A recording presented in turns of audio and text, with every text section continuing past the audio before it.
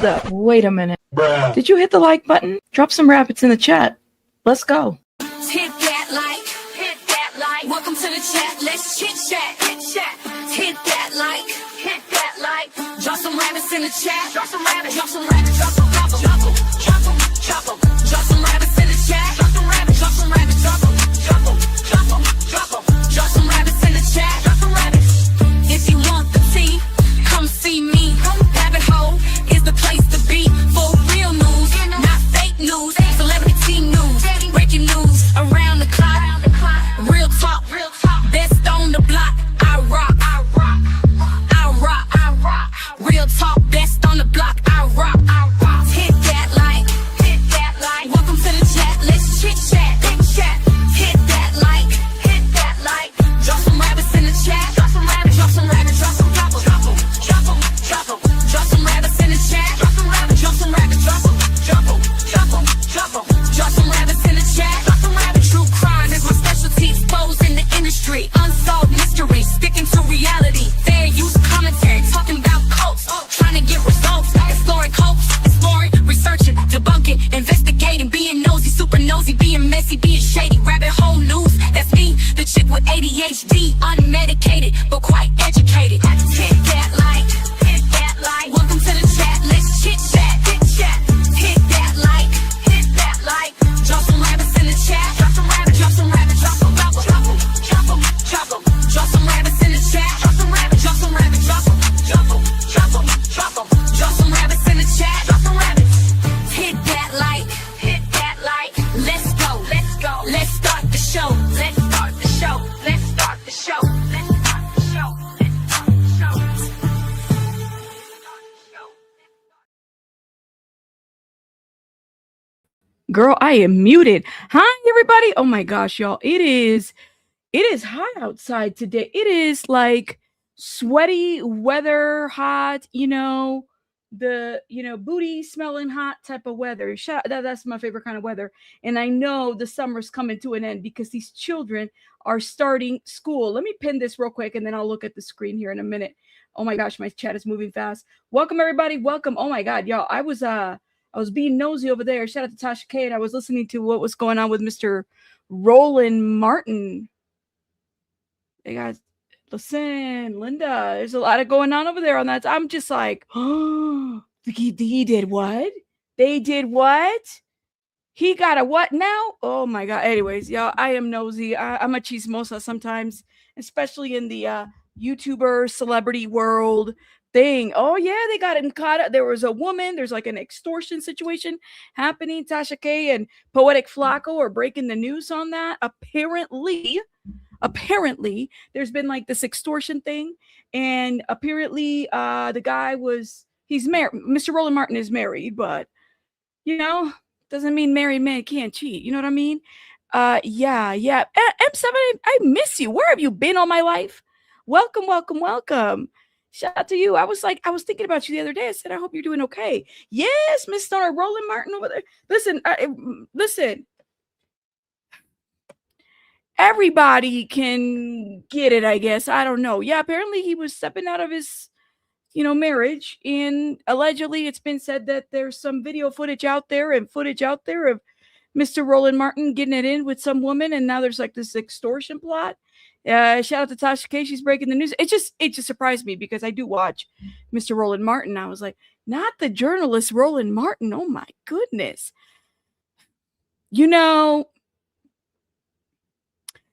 Nobody's holy. You know what I mean? Everybody's got their little indiscretions, Everybody's got the you're my little secret, that type of situation. And I mean, if you're a consenting adult, I guess that's cool. Like, do your consenting adult.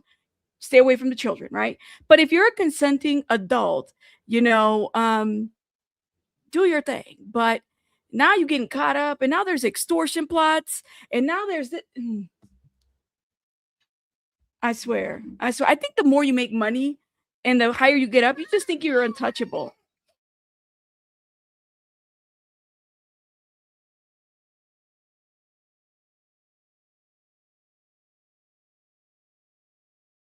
Give me one sec, guys.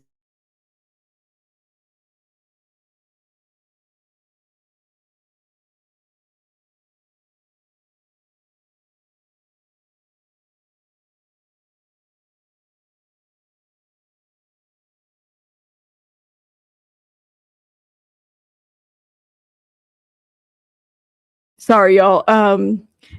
I got her to do a little picture for me. We had a little art stuff going on. El chisme está caliente. Really, really, really.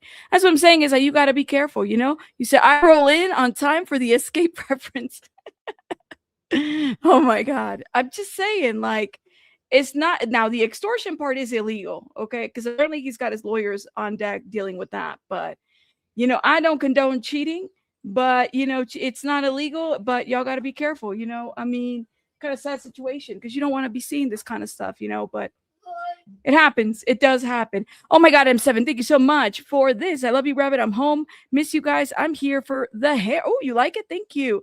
We're going to have to do a new hair color, y'all. You're going to have to help me vote on this. Smile through cries and laughters in spite of it all. Thank you, my love. Oh, I hope you're doing well. Shout out to M7. And first of all, I do want to give I want to give my entire community a huge shout out. 2 weeks of covering the D4VD Celeste Rivas case. Of course, it's been a lot. And so it's kind of like, oh my gosh, like I have a lot of stuff I got to catch up to. We got to get rolling. We have so much going on in the community, in the true crime situation. So we have to, we're going to be talking about D4VD, of course, because there is a hearing happening on the 31st. So we're still on there. But you guys know I don't like to make up the news. I want, if anything new is coming up or maybe something else to think about, we're definitely going to be on it because that's just how we do it, right? That's how we do it. Very important. So that being said, shout out to everybody that donated and made things happen for us. All of the court transcript videos that we did last week, they're in a playlist. You guys can check them out. I did a playlist. I put it on the community wall. And I know like day one, we read day one court transcripts, which was July 21st, were read on July 22nd. Just so people are aware why the videos are all over the place. And yes, the videos are long because the way the court writes the rules is you can't just straight up read a transcript. You have to actually give commentary to it. So it's very important. Like there's copyright issues to it. And I think it's important. I would love to just read everything straight out. But we have to process this. And you know what? I like talking to the people. The panel, shout out to Abraham, to Abe, shout out to my mod, Pika. Like Pika was, shout out to my mods, but Pika literally, she's the one that's greeting everybody. Like all my mods are wonderful. Shout out to my mods, but Pika, I could see her greeting everybody, making sure that you turn in your late permission slips to Pika, making sure that if your ass is out of line, she puts you in a corner and she says, yes, you will go in the corner. That's what she does. Okay. Shout out to our mods. So respect to our mods. Shout out to my mod Pika and all the mods that were able to make it during the week. Cause we were live for a lot of hours. Okay. Now, that being said, though, our wonderful, beautiful panelists, we had a great panelist up there. Abe, amazing. I hope to do more. Abe, if you're in the chat, I hope you do more panels with you because I think you are a great commentator. Honestly, I love it. As well as First Liberty's podcast, he kind of gives you like the other side to think about. I think that's important, even though we don't want to hear it. I think it's important to hear it. I love to hear the other side, y'all. I really do. So shout out to First Liberty's podcast. Who else? Of course, Marissa, she's a member of the channel. Shout out to her because the girl in the notes in her reading, she read every witness. She really did. So shout out to her. She's amazing. As far as Marissa,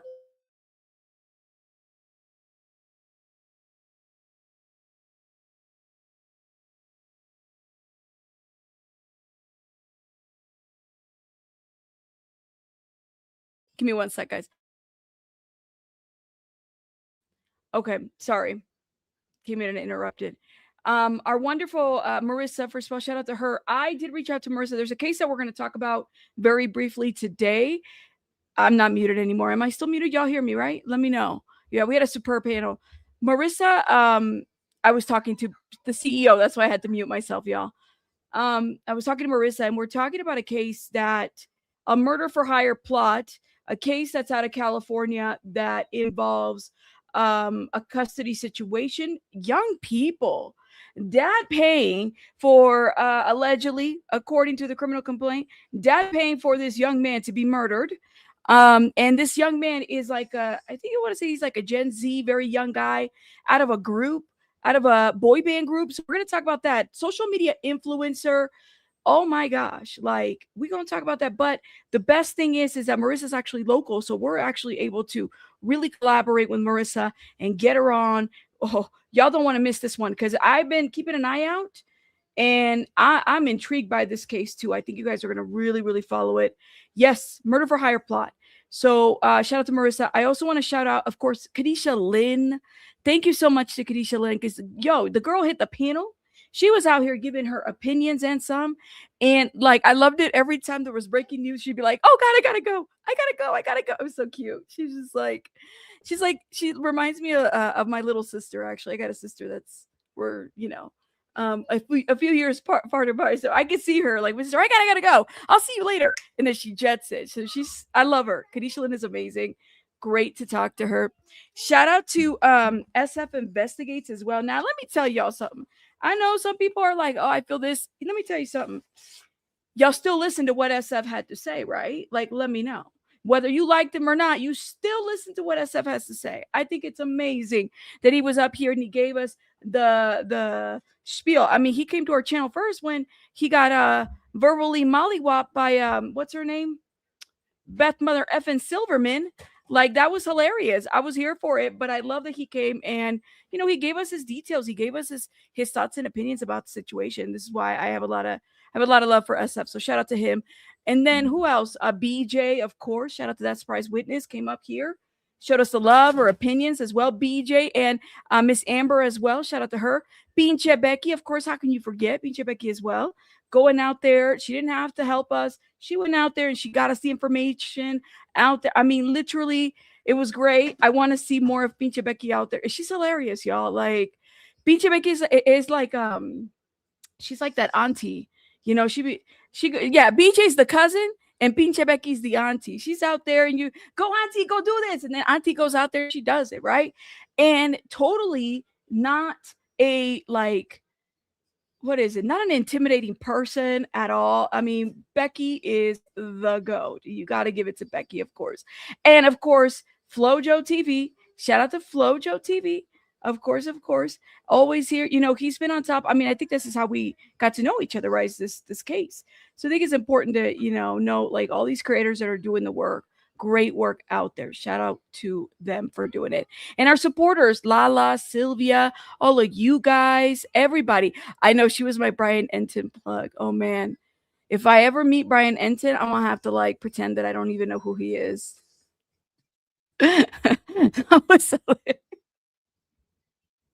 Oh man, I'm gonna have to look it out. I'm blushing just thinking about it. I'm gonna have to pretend I don't even know who that guy is, of course. I'm gonna have to be like, I don't know you. What's going on? What's up? Oh man, but that was a lot of fun. I know Brian was so adorable, right? Does he ever sleep? I mean, he's out there covering something else. I'm here for it. I'm still blood. I really am. Look at Kadisha Lynn. Shout out to Kadisha Lynn.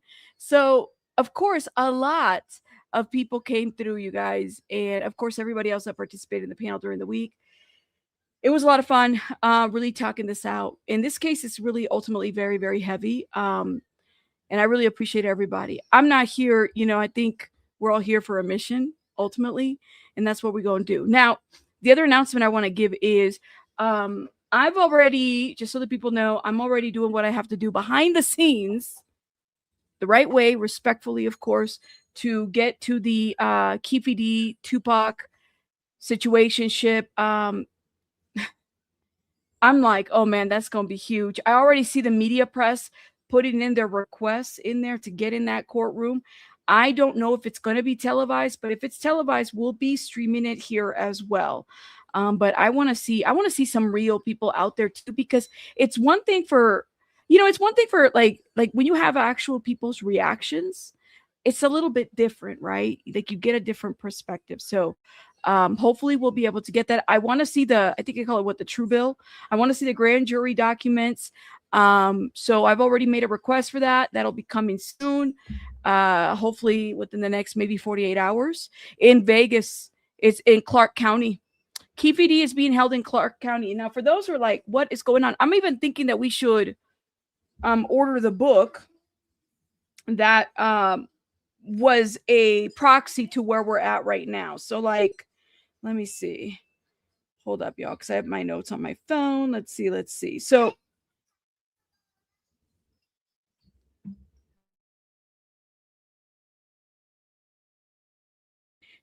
for those that don't know, first degree murder is the primary, sorry, I have notes here, is the primary original indictment for Keffe D. And he's in custody right now. He's been in custody. He's been doing interviews. He's been having his lawyers kind of out there and talk and whatnot. And Nevada prosecutors are not claiming that Keffe D, just so people are aware, pulled the trigger himself. Instead, they're using specific statutory rules to charge him as the mastermind. There's a lot to this story about what happened to the murder of Tupac. I mean, I'm like, every time I feel like we're going to hear something new, it's not really new. Does that make sense? It's like already recycled by somebody else or somebody, something to that effect. Ooh. One sec, guys.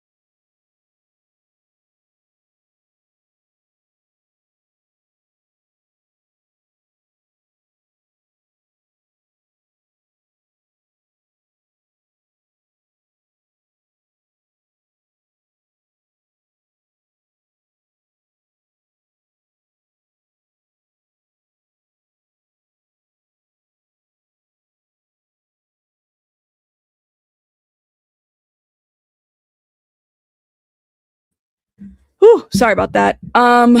You said donate hotel points. You said, is the Audible? Yeah, I can apply for that. The Keffe D book, the one that they said that he wrote. Lord have mercy. Well, Keffe D. So, I'm trying to give you guys a really condensed version of it because it is just so crazy. The thing about Keffe D and Tupac is that, you know, there's the implication of Diddy as well. For those that don't know, this is what Keffe D had put out there many years ago, that he was there was a music video. Man, it's coming back to me slowly. Give me a second. There was a music video that Keffe, Usher, and that Diddy and Usher were supposed to shoot or something like that. And that Keffe had that brown car in one of Usher's first music videos that he let Keffe let Diddy borrow, and he banged up the car or something like that. And then there was a meeting of the minds where essentially Diddy said that he would pay Keffe D like $1 million to take out Tupac. That's what the situation was. But there's been so many versions of this story that it's like, which one's correct, which one's accurate, right? Just so people are aware. So what the Nevada prosecutors are saying are they're not claiming that, you know, Keffe D pulled the trigger himself. Instead, they're using specific statutory rules to charge him as the mastermind. So if you look at the legal framework is basically he's liable by vicarious liability. So under Nevada law, a person can be charged directly with first degree murder, even if they did not physically commit the act. That's why Keffe D, he doesn't have to do the act. He just has to be the mastermind. To me, it sounds no different than like a hitman, right? Like you could, if you hire a hitman, you could totally, you know, be charged for hiring that hitman, even though the hit didn't happen and all of this did not go through the way in which you thought it would. So just so people are aware. So a person can be charged directly with the first degree murder, even if they did not physically commit the act. The state case relies on two overlapping legal theories: aiding and abetting. So anyone who counsels, encourages, hires, commands, induces, or otherwise procures another person to commit a crime is considered principal and carries the exact same level of criminal culpability as the person who pulls the trigger. Okay. And then conspiracy. The prosecutor argues that Keffe D formed a joint plan to execute a retaliatory hit. In Nevada, all co-conspirators share responsibility for any predictable crimes committed during the execution of a plan. So I have a list, like I started doing I have my notes online, but I started doing like a little graph of what that would look like.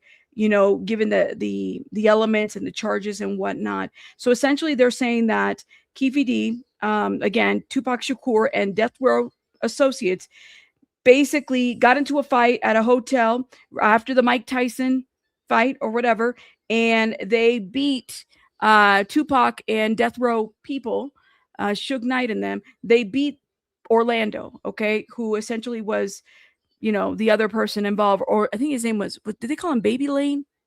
Nicknames. Orlando Anderson at the MGM Grand, okay?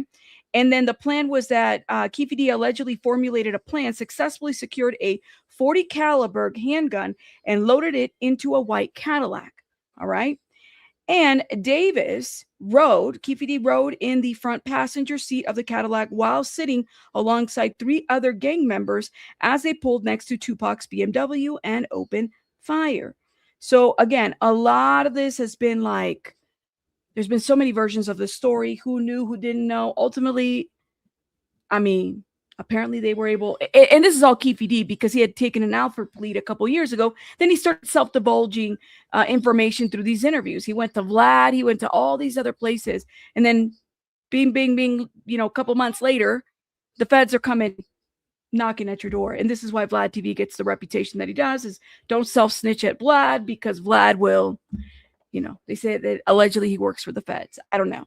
So that's what the people said. So they've been trying to get this case thrown out. They've been trying to suppress evidence. They've been trying to do a bunch of things. To me, I mean, that happened, what, in 1996? I was like in the 6th grade or 5th grade when Tupac was murdered. And then again, then there's Biggie too, and we haven't been able to find out what happened with Biggie. I think Biggie, my opinion, was orchestrated by, in my opinion, allegedly was Diddy. But, you know, that's just an opinion. It's a lot of speculation. But you have a lot of these people that were around when all this was happening. You were 5 years old? Oh, my gosh. You're Batty Queen. You're very young. Yeah, I was like in the 5th or 6th grade. I was in the 5th or 6th grade when Tupac was murdered. So you said I was at Chuck E. Cheese in 96. Lord have mercy. You said they first started questions at Keffe D because he was at the Peterson Museum when Biggie died in 2008. Proffer. What gets to me though is, guys, like, there's all of these police officers, like, what is it, Greg Kading, all these officers that have retired from the force, between the LAPD to Las Vegas, and they were all around when all this went down. And they go off and they start writing books and all this other stuff. And I'm just like, y'all know something, or you don't, or you guys are just making up ish. Because I mean, literally, some of this stuff, is it ever really going to get solved? You said, I'm pretty sure I wasn't alive yet. Oh my God. You were 2 years. See, Kanisha was 2 years old. I'm telling you, y'all. I mean, some of us, you were, see, BJ Vicky was like, listen, girl, I was partying. I was in my 20s. We were going to the nightclubs. All right. A la quebradita. Yes, we were. Seriously, cried when it happened. I think, I mean, I remember it was, you know, and I was in California around this time, in this area. It was like, it was huge when the murder of Tupac happened. It was huge, guys. It was huge when growing up, at least where I grew up. Because I am from Cali, though, for those that don't know. But yes, and that's when cops were doing security for death row. There, see, is a lot of compromising. You got to think about who would have benefited from the death of Tupac. But to me, it's like Tupac, controversial figure. He had his own issues as well, but he was way beyond his time. Does that make sense? Like, the things that a lot of these artists are doing now, he kind of called it out along, like when he called it out way beyond his time, y'all. So like a lot of this stuff right here, it's like, I don't know. I think about some of the lyrics that have been taken from his music. Like Lil Wayne has taken so many lyrics from Tupac. It's a lot of inspiration that's been taken from there. He had a lot of charisma. He did, right? Very charismatic. I also think that he had multi-talented, between the writing of his poetry, between, you know, the acting. When he was in Juice, like, I was like, oh my God, this guy, if he didn't want to do any more of the music, he definitely could have gone to acting, because he just had this, he had this natural talent, and he was definitely eye candy. He was eye candy for sure. Mm-hmm. Can't take that away from Tupac. He definitely was eye candy. He was. So yeah, it's poetic justice, of course.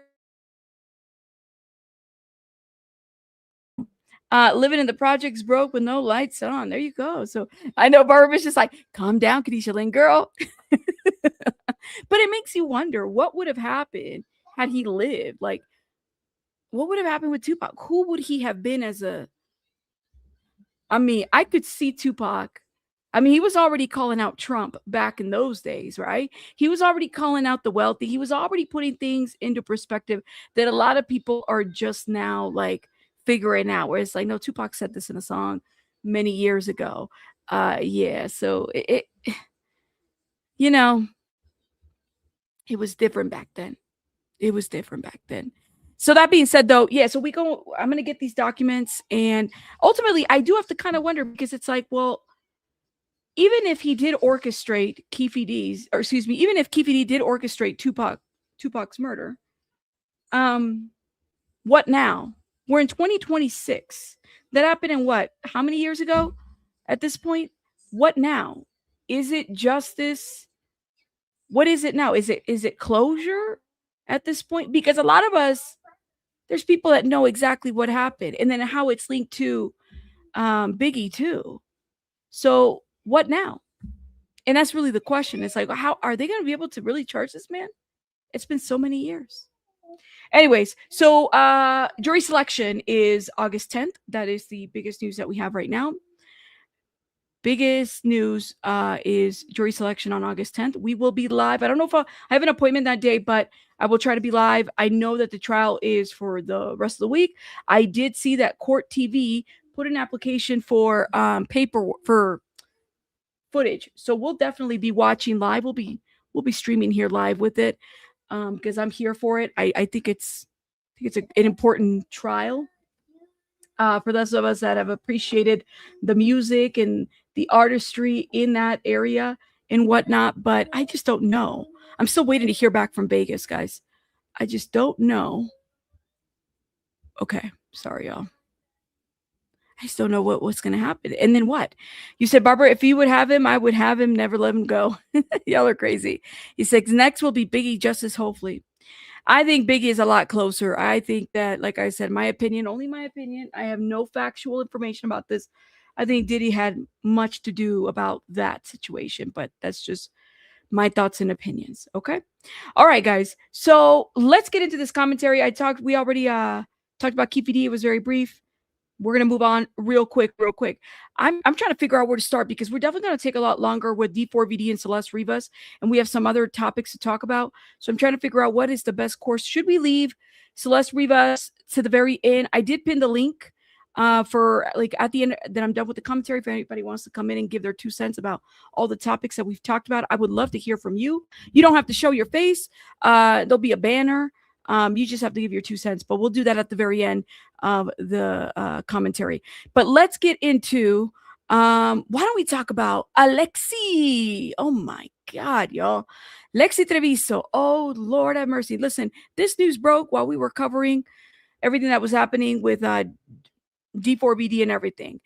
Put a one in the chat if y'all remember this case. I'm pretty sure that everybody here at least has heard of the ALEXEE Trevizo case and whatnot. So we have been waiting and waiting and waiting. And truly, I think it's been a waste of time. I think the prosecutors in New Mexico wasted time here, in my opinion. So New Mexico Supreme Court, all right, we've been waiting for some changes, figuring out what the ruling was going to be. So ALEXEE goes to the hospital. She was 18 at the time, 18 or 19. I'm thinking she was 19. Was she 19? I think she was 19. Pretty sure. 2023, she was pregnant. She was denying being pregnant. She took a P test. P test showed that she was pregnant. And yet and still, she went to the bathroom and gave birth to a baby, put the baby in the trash can, put a liner, basically liner, baby, tied up the liner, put another liner, trash on top of the baby. Yes. Mm-hmm.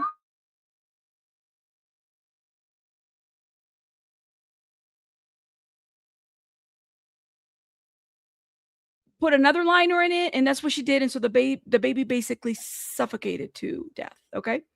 The baby, she goes back, denying, doesn't tell the nurse or anything. The cleaning woman, I think it was well over 10 or 15 minutes. She goes into the bathroom because she sees like all this blood and everything. She's knocking. She basically gave birth at the hospital, at this hospital, and doesn't tell anybody about it. Goes back to her bed, walks back with the doctor. Essentially, this baby was born alive, did not have to. She didn't have to do any of this, honestly. So truly, I mean, it's a disturbing case, but New Mexico has made a decision. Law and Crime did a little coverage of this. I talked a little bit about this. The hospital, essentially, what the New Mexico what they ruled was that the statements that were recovered at the hospital, they cannot be used against her as evidence by prosecutors in New Mexico.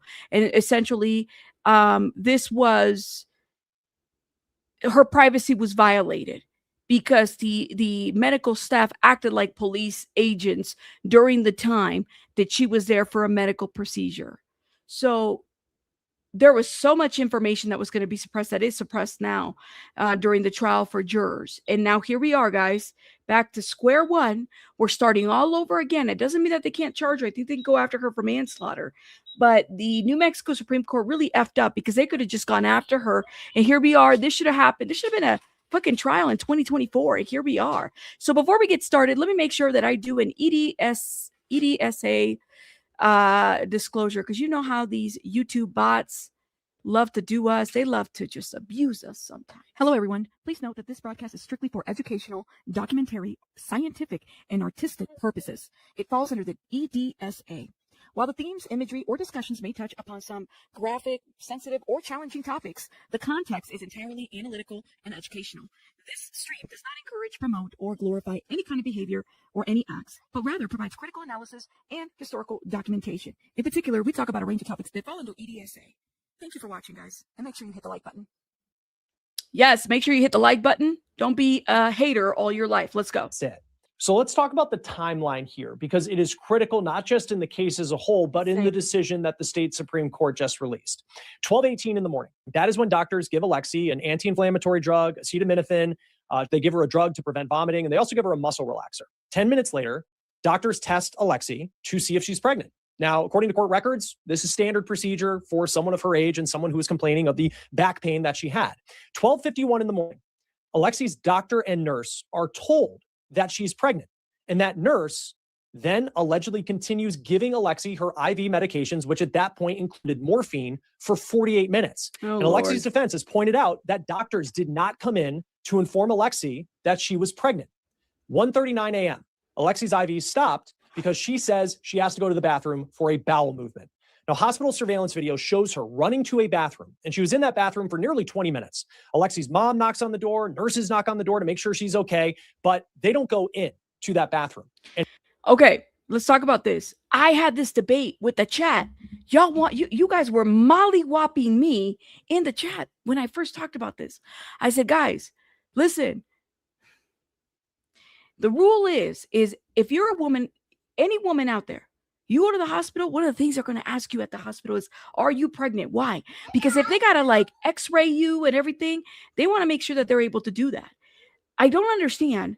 If she's answering the door, they should have, if they had a positive test that said that she was pregnant, why not open the door? Why not say, like, I don't know, but they let her be there for 20 minutes. Essentially, she gave birth and she put this baby in the liner. And when I first said this, look, shout out to my nurses. All right. Shout out to my nurses. But y'all were really dragging me rabbit. That's a violation. I said, yes, it is. I understand. But like, if your reasonable thought that this woman there's something going on with her, if you knew she was pregnant or thought she was pregnant enough to give her a pregnancy test, even though she denied having schmex-mex, okay? She says she was the Virgin Mary. I don't know, okay? That's what she had said. She said she had never done anything. Literally, y'all, like, this baby did not have to die, okay? inside that bathroom, police say that ALEXEE TREVIZO gave birth to a full-term baby boy. 1:57 in the morning. That's when ALEXEE leaves the bathroom. She doesn't call for help. She doesn't tell anyone what just happened inside. She just goes back to her hospital room. Yeah. 2:02 in the morning, court records say that. And by the way, that video is very telling because when the doctor walks, Lexi leaves the bathroom, Lexi's socks are drenched in blood, guys. The doctor looks down at her socks and they start walking back. So the doctor doesn't go, well, girl, let me go back to the bathroom. She doesn't go back and say, let me go see what's going on. Let me go see what's going on around the toilet.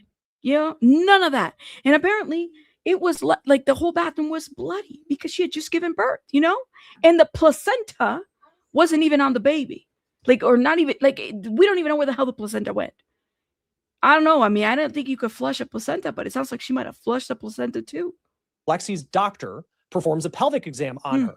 Now, there was apparently a lot of blood. And still to this point, Alexei, according to these records, she wasn't told that she had tested positive for being pregnant. But prosecutors contend that Alexei knew she was pregnant. A big part of their case is arguing that she was hiding the fact that she was pregnant. We'll talk with her attorney about that more here in just a moment. 2:27 in the morning, hospital cleaning staff, they then enter that bathroom because there was a lot of blood. And that's when they reportedly find this newborn baby This is dead sad. in a trash can. Just a minute later, that baby officially was pronounced dead. And court records state an autopsy performed by the state found that the baby did have morphine in his blood. Now, the doctor who was overseeing So they're saying that because she was given morphine, that somehow she didn't feel the pain. She didn't. Here's the deal. And look, even if that is the case, let's just say that that's the case. She was given morphine. She didn't know that she was pregnant. And so it was the morphine that killed the baby. That's what the defense is going to say. Well, let me tell you something. If that was the case, then why tie up the baby in the liner? Why put the baby in the trash, put a bunch of trash on top of it, tie it up in a liner, tie it up? Look, I don't understand that piece. Why do all that? Because a person, morphine or not, I mean, sure, you'd have freaked out. You could have a baby, a root canal or whatever, feel no pain whatsoever. Totally get that. But at some point, you must have realized you were pregnant when you decided to, tie the liner, put trash on top of it, and then double knot the other liner. At some point when the baby came out, she knew that she was pregnant, right? Alexei then calls the police, and police arrived 10 minutes later. We did a pregnancy test on her, showed positive. She was denying that she had sex. Then she said she had to go to the bathroom. She went to the bathroom. She was in there for quite a while. We kept knocking on the door. Finally, we got her to open the door, and there was blood everywhere. She was cleaning it up. So we took her back to the room, and I was afraid that she knew she was pregnant. She had done something to herself. So the doctor started doing a vaginal exam on her. We had the lady come to clean the bathroom. She put the baby in the trash can, and then she put another clean liner over the top of it. Oh, wow. Okay. So when they looked in there, there was no trash in there, but it was underneath the clean bag. The baby's dead. Okay, we have him in trauma too, but she killed the kid. Yeah. How old was the baby? I don't know. It's full term. She just had it. She had it in the bathroom. Is what happened. And then whatever she did, I don't know. She's gonna lie. She wouldn't tell us she's pregnant. She's been lying the whole time. Deputies then go down the hallway with hospital staff to talk to Alexei about what they found. So it's important to watch this next part because this is central to what just went down with the Supreme Court. I'm sorry. This right here is what's not going to be admissible. This is what effed up the whole situation here, guys. This is very important. We've been waiting this. This happened in 2023, guys. We're in 2026, and we're just now getting a New Mexico Supreme Court decision. We discovered a dead baby in the bathroom. Oh my gosh. I'm sorry. It came out of me and I didn't know what to do. Lexi, I told you about this. I just asked you, baby, to tell me the truth. It was not crying or nothing. What did you do to it? Okay, stop right here. Stop. Number one priority, guys. Number one priority is she just had a baby. I don't know if she's delivered the placenta. She's bleeding significantly. Yeah. I've spoken to the obstetrician at Loveless. They want her up there as soon as possible. Okay. I obviously need your permission to transfer her from medical. She's 19. Oh, you're right. But she is a student too. She's No, still no, 19 you're years right. You're right. She needs to. I'm sorry, I forgot she's 19. Keep out of me. But you need to make sure that you're safe. I need to send you to Loveless to labor delivery. Will you please agree to that? Yes.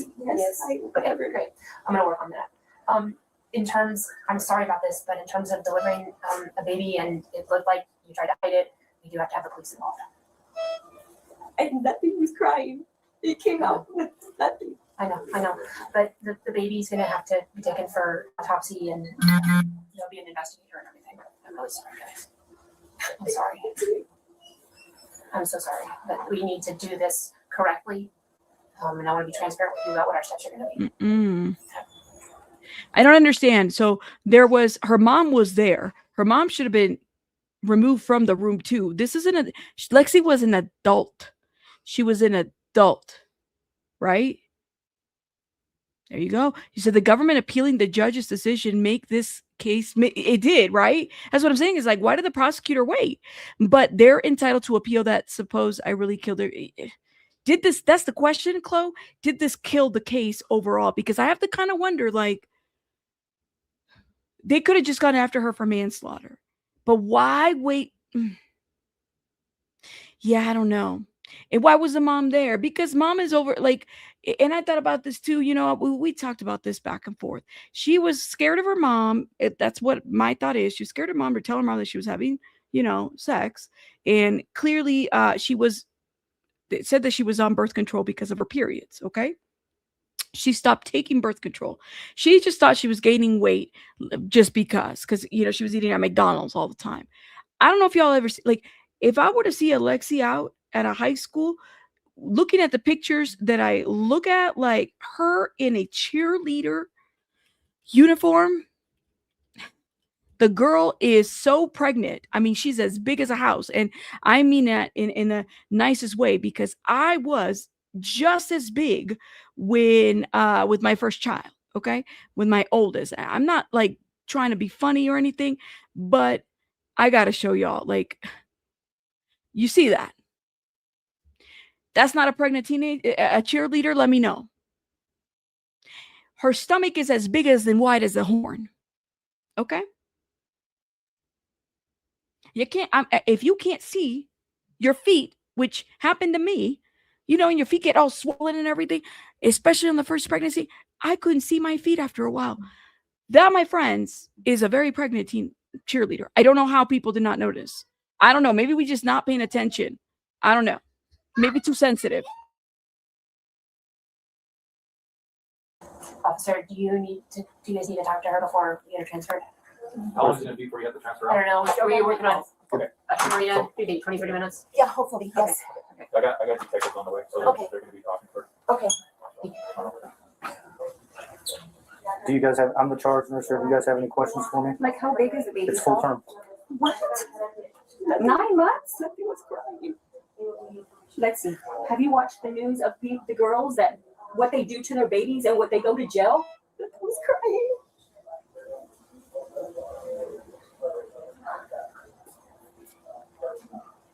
Any other questions? So as of right now, like I said, is we're going to have the detectives come over here. They're going to talk to you. Okay. You have to gather some more information about what's going on. They'll get your statement. They're going to get the doctor's statements. They're going to get everybody's statements. Okay. So I don't know everything yet. Okay. So I'm not going to tell you. I can't tell you nothing. Honestly, okay. All I can But say she's is not going to go to jail. right now. No? Right now she's being detained. So she's not going to leave from here at all. Period. Okay. So one of us will Is be it in your custody? Like, Yeah, she's detained. oh, Yeah, she's not under arrest, but she is Okay. detained. Okay, she's not free to leave. So while this whole thing is coming up, is you're not free to leave. Okay, one of us will be in here the whole time with you because you're not going to try to leave or nothing like that. She All right. won't. Like I said, the detectives will be here. They're going to talk to you. I mean, your care is of the utmost right now. Okay. Yeah. They're going to do what they need to do to take care of you to make sure you get stable. They get you transferred out or whatever. So what they said was that the medical staff acted as agents and basically violated her rights based on this video footage right here. By the way, because this is body cam footage, this was FOIA'd and posted all over social media. So of course, a lot of us jumped onto the story. But my thing is like, even if, let's just say, if she didn't know, let's just entertain that for a minute. Okay. Let's just say that nobody knew she was pregnant. Okay. I still go back to the girl knew she was pregnant. The girl at some point found out she was pregnant when this baby came out of her. And instead of saying, oh my God, let me call the doctor. No, she stays in the bathroom for 20 minutes and puts this baby inside of a trash can. She's so worried about getting in trouble and she didn't know. And she said it wasn't breathing or nothing. And the medical staff said, and I agree with them, that it's like, you didn't even give this baby the opportunity for this child for them to save this child's life. If it was the morphine, but ultimately they did the autopsy. The way the nurse the house cleaning lady, I feel so bad for her because I literally remember watching her interview and I teared up. She said she had gone through some trauma before this. Her boyfriend had committed, an act, if you know what I mean, one of those unaliving acts, right? And she said that she was struggling with that. And so I guess going to the bathroom thinking she's just cleaning, she noticed that the trash was heavy. She said, well, it's got a little weight. She know the bag was in the baby's face. There was no room. There was no breathing room for that baby there anymore. Does that make sense? So it's like, you can't make this up. I'm like, you didn't give these people the opportunity to save this baby. Like I said, the detectives already been notified. They're already on the way. So they're going to come talk to you. All right. So don't leave. Don't try to do nothing. One of us is always going to be in here in this room with you. Okay. Unless we have to step out for doctor's orders, something like that, because if they need to examine you or do something with you. But other than that, like I said, you are detained. You are not free to leave at this point. Do you understand that? Yes, sir. Okay. So on the surface, that seems like very damning evidence if that was shown to a jury. Again, prosecutors are contending that she knew she was pregnant ahead of time. She was trying to conceal this. And they also are contending that an autopsy proves that the baby was alive when that child was born. And ALEXEE then puts the baby in the trash, and the baby ends up dying of what's called entrapment because the baby was in a plastic bag. But the New Mexico Supreme Court ruled that the video, the statements you see Trevizo make to doctors and nurses, and what she said in front of police, all of those things that night are now out. Trevizo is charged with first-degree murder and tampering with evidence. There was an abuse charge initially she faced, but that was dropped. A state autopsy, again, finding the baby died of what's called entrapment. The manner of death was ruled a homicide. A district court judge in August of 2024 ruled that police should not have been brought into the room, in those statements that ALEXEE made that were caught on police body cam. They violated physician-patient confidentiality. And they also noted that Trevizo made statements without being read her Miranda rights.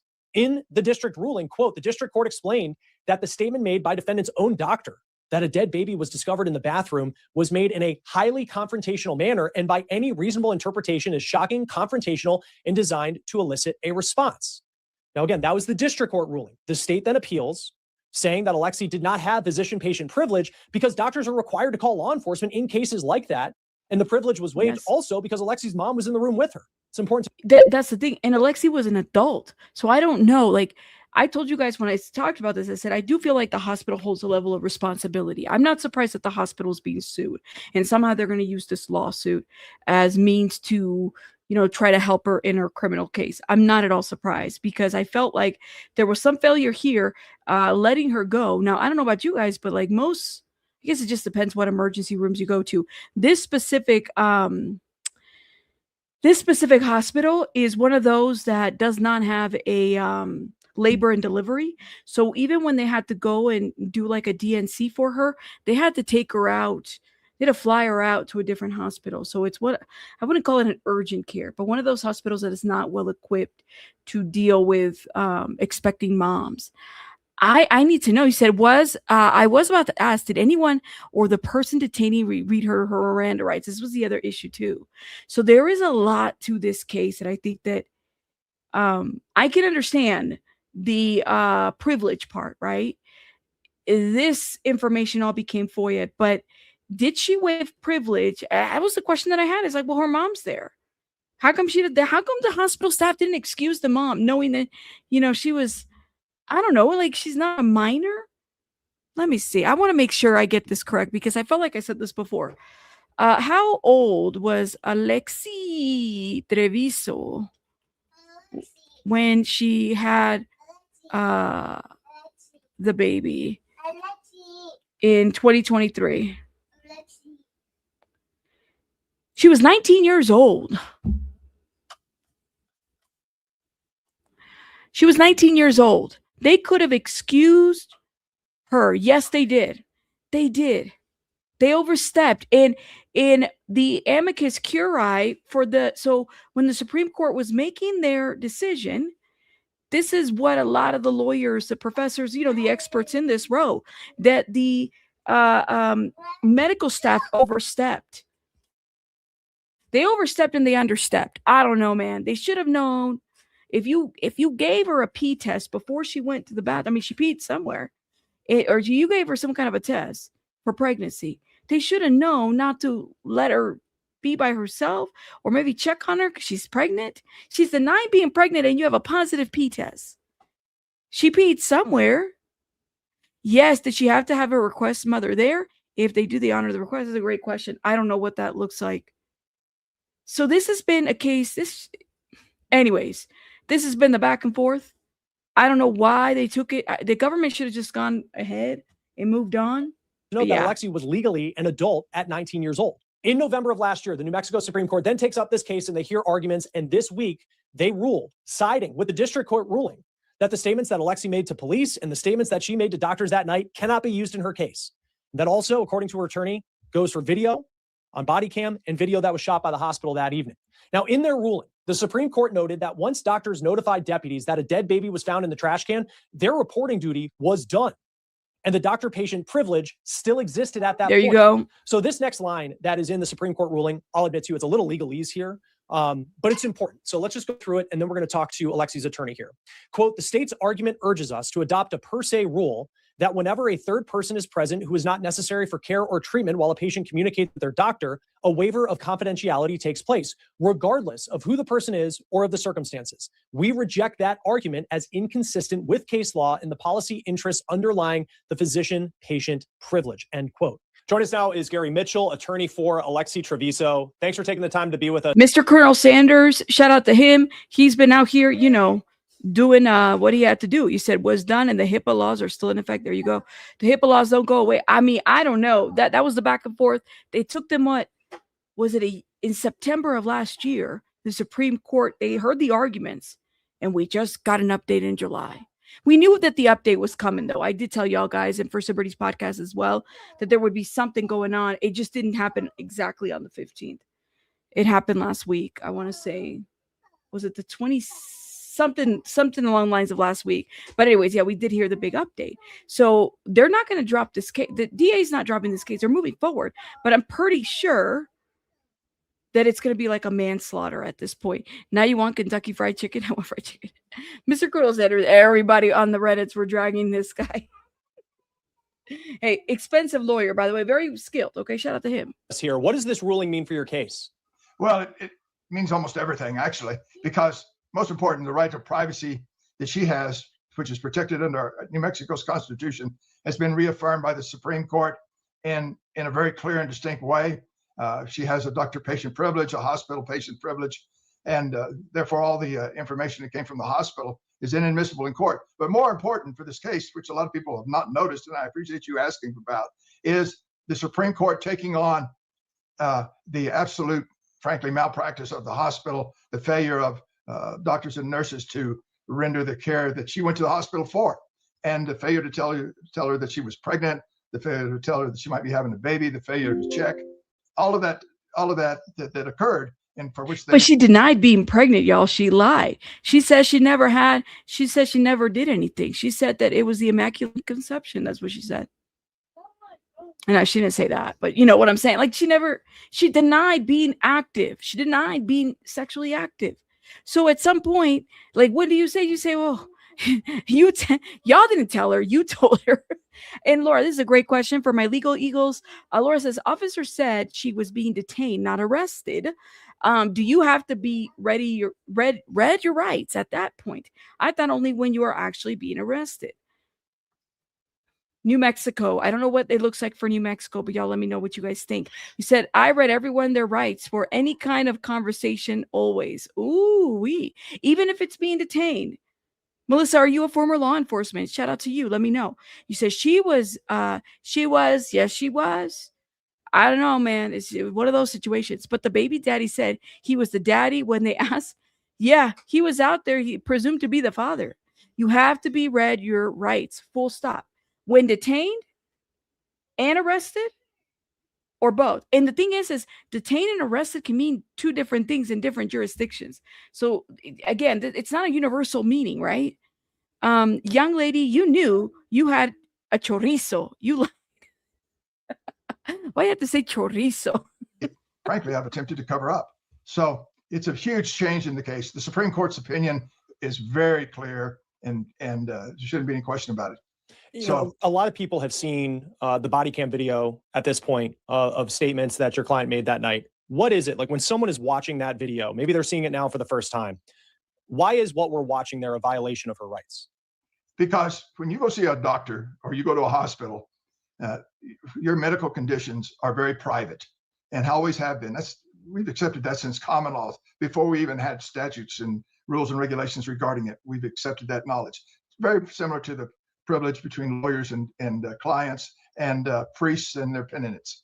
And so that's the major issue. But in this instance, they go so far in the opinion as to indicate that the doctor had set her up with the police, in their words, not mine, where they ambushed her. And here we have a 19-year-old who goes to the hospital because she doesn't know what the problem is, doesn't know what the matter is. And I know people can find that sort of ridiculous because she was pregnant, but a lot of women don't know that they're pregnant. And if they did know they were pregnant, didn't know that they were about to deliver at the time. So that's the situation. But the hospital did nothing. In fact, the opinion reflects that for a lengthy period of time, almost up to an hour, they didn't bother to tell her that she was pregnant. They never told her that she was pregnant until after she had delivered the baby in the bathroom. And most important, they certainly didn't look, because she gave them information that any Stop, Mr. Sanders. I loved the chicken, but let me just say this, okay? Like, hold up, friends. Look, they didn't tell her she was pregnant, especially after she gave birth. Am I hearing this? Did he just say that even after she was birthed, they didn't tell her she was pregnant? I guess she didn't know. I mean, she only had, I don't know, 7 pounds, 6 pounds of a human being coming out of her. I mean, I don't know. Hold up, y'all. So that's the situation. But the hospital did nothing. In fact, the opinion reflects that really, for a lengthy period of time, almost up to an hour, they didn't bother to tell her that she was pregnant. They never told her she was pregnant until after she had delivered the baby. That's the problem that I have with that sentence. They never told her she was pregnant until after she had delivered the baby. Okay, but yet and still, she delivered the baby, so she knew she was pregnant after she delivered the baby. Then why she put the baby in the liner? Why she put the baby in the trash? Why she do that? Because it wasn't the fact that she didn't get any prenatal care, that didn't, take care of her baby. And I agree, Vicky, this does happen. I told you guys, like, I think for me it was what, 3? I forgot how, like, way into baby bunny that I was like, oh, okay, well, there you go. I think it was like 3 months. So yeah, it does happen where people find out later on. But here's my question. Even if that's the case, she found out when she delivered, and she wasn't there, right? Like, she was there, but she found out. The doctor didn't tell her. You see what I'm saying? So are we going to say that the morphine messed with her judgment and she thought it was okay to put the baby in the trash and then put some liners and then trash on it? I mean, that's the part that I'm like, okay, all right. The bathroom. And most important, they certainly didn't look, because she gave them information that any good doctor or nurses would know, wait a second, we may have a problem here. If she's still menstruating every month and she's pregnant almost at full term, we've got a major issue with this baby that they needed to immediately take care of and get emergency care for. They didn't do any of that. So the Supreme Court takes that on real clearly, and that's a big deal in our case. Absolutely. And going forward, just so I understand, because, this body cam video that, again, it's probably been seen by millions of people at this point, like, that cannot be presented as evidence at trial. Like, this ruling, though, where does this extend? Because you do have the doctor who was in the room that night. You have those police officers, they cannot, how does this extend to potentially them going on the stand and telling a jury what your client said that night? Like, what does this ruling extend to beyond just that body cam video? It's out. They can't use it. So no statement about what she made that night to any of the doctors, that cannot be used. And those videotapes cannot be used. They're all out because they were taken by the hospital. And at the time, that set up to try to get something out of her was improper as well, because it violated the doctor-patient privilege. They shouldn't have been invited in. So all of that's out. That doesn't mean the state's not going to proceed to prosecute. They are going to continue, was what the state told the press yesterday. So that's my understanding. They're going to proceed, and we're going to proceed with she had a baby, and the baby was found, the baby was dead, and they're going to proceed and try to show that the baby was born alive, therefore she was negligent, and that's child abuse, and she's guilty of first-degree murder. That's going to be their argument. We disagree with that. We know our experts are going to say far differently. Oh, Lord have mercy. So that's where we're going to end up in this case, I think. There you go. that Mr. Gary Mitchell just told us right there. Y'all be ready for this trial because this was going to be an interesting trial, honestly. Yeah, let's talk about that a little bit. I mean, from your perspective, and again, we've heard, the state's perspective, a lot of stuff has changed with this ruling. From your perspective, from Alexee's perspective, what happened that night? From my perspective, she's one of that, and it's a much higher percentage than people think, of women that do not know that they're pregnant because she's been having, as teenage girls typically do, I'm not pregnant because I'm having my period every month. It was classic. It does happen. She thought she was injured from working out, had tremendous low back pain, goes there, tries to seek treatment. They run a pregnancy test. They don't bother to tell her that she's pregnant. They could have told her she's pregnant. That would have changed everything. They could have said, listen. The hospital staff, this is where they messed up. The hospital staff gave her a pregnancy test. I guess it came out positive. They didn't tell her she was pregnant, that the test came back positive for pregnancy. Maybe if they would have said this in front of mom, mom being as Lexi, as heavy burdensome as she was being there, she might have like, oh, wow. And then Lexi wouldn't have felt like she needed to put this baby in the trash and then put some liners on it. But the thing is that it still doesn't, even if she didn't know, even if that's the case, even if she didn't know, it still doesn't really fix the issue at hand, is that the crime happened the minute that she put the baby in there and didn't allow this baby to breathe. We need to check. They didn't do anything in that regard. And they didn't do it for a lengthy period of time. In a hospital, an hour is a lengthy period of time without rendering certain treatment or even checking. A simple examination they would have known she was effacing at the time, and she was birth was imminent. But they didn't do any of that. So that's where we're going to head. And our position has always been, this is a total shock to this 19-year-old who had never even had a vaginal examination in her life. So it's a total shock to her. But I thought she was on birth control. She's never had a question. If I were to get on birth control, wouldn't they give you a vaginal examination? Or at least you've had at least one? Can people get on birth control without a vaginal examination? I guess it depends what kind of birth control you're using. Y'all let me know in the chat, because I could have sworn maybe she was taking the pill and then she stopped. Yeah, and I think I remember from the body cam footage that it was like her mom was saying that she was on the pill. As to what's going on, something she's totally unprepared for. And you've given her, as the Supreme Court noted in their opinion, all these narcotics. That means there's no way, with the trauma of birth, plus all the narcotics, including morphine, that she was in the right frame of mind or state of mind to be able to properly make decisions. And, for example, call out and say, I need help, or anything such as that. She just didn't know what was going on. And so the Supreme Court's decision, when you read it in detail, it pretty much states our defense in this case. And I know the fact that I know that child, that there were major problems that had occurred with the fetus, and that the child was in imminent danger. The state autopsy believes that this baby died from what was called entrapment, from being put into a plastic bag. How do you believe the baby died? I don't believe the baby was born alive. Why is that? How do you prove that? Through our experts. And I'm confident that our experts, who are far more experienced, have done this, have a greater amount of not only education, but skill and training.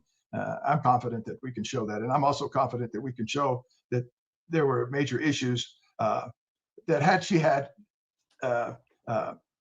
known she was pregnant, and had she had pre-birth care, we would have, perhaps people could have spotted or should have spotted, but that wasn't done. Because it's a small rural community. We just don't have enough doctors in these small communities. Oh my. So they're already preparing for that defense, y'all. Let me know. Personally, you said, I think the baby's father examined her the most and came to the most reasonable conclusion. I don't know, man. You said his nonverbal communication tells me that's a lie. I don't know. You said, give you a break. Y'all leave Alexee, leave her alone. Leave her alone. Okay? Leave her alone. I just don't know, man. I'm struggling with I can't wrap my head around. I could believe, again, a lot of people, I told y'all 3 months. I didn't even know up until 3 months women do go throughout pregnancies, not even knowing that does happen, because you can get your period during your pregnancy too. Like, everybody's body's a little bit different. That's why I'm not surprised. But her physical, you know, her wearing those tight cheerleader uniforms, like, something would have given, you know? So I'm not necessarily buying that piece. I don't know. And also, like, okay, so you didn't know you were pregnant up until you went to the hospital. But you knew you had a baby after you gave birth in the bathroom. Nothing happened there. And they gave her a pee test, right? They gave her a pee test. Well, why didn't the hospital tell her?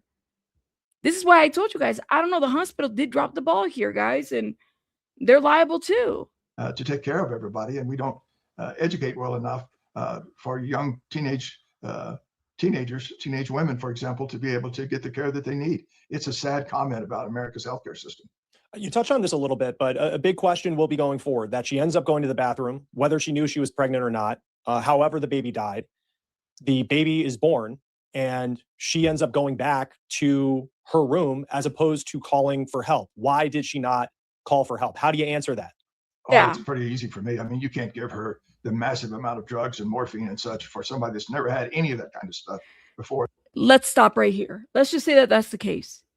So she had so much morphine, she couldn't ask for help. But she had so much morphine and could yet and still put the baby inside of the trash can, tie a bag on it, put trash on top of it, put another liner of it. So tell me, when is it that she lost her her state of mind? Was it when she did, you know, she had the baby and was like, all right, let me put it there? Like, when did that happen?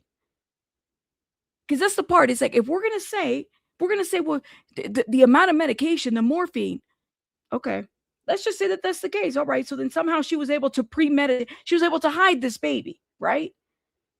In their life, it's, you know, this isn't some young woman that's been an abuser of drugs or an abuser of alcohol. I mean, imagine the amounts that they gave her. There's no possible way that we would have ever thought that she was competent to make such decisions as that. And the Supreme Court talks about that, by the way, when you read that. Oh, yeah. And that came from the evidentiary. But they don't talk about the fact that she tied the bag a couple times. So don't you think that if she was out of her mind, the last thing she would have known to have done is to double knot a bag, double knot it, put some trash in, and double knot it again? Huh? How does that work? That we'd already had in this case, and from the medical records. It's shocking the position they put this young woman in without protecting her.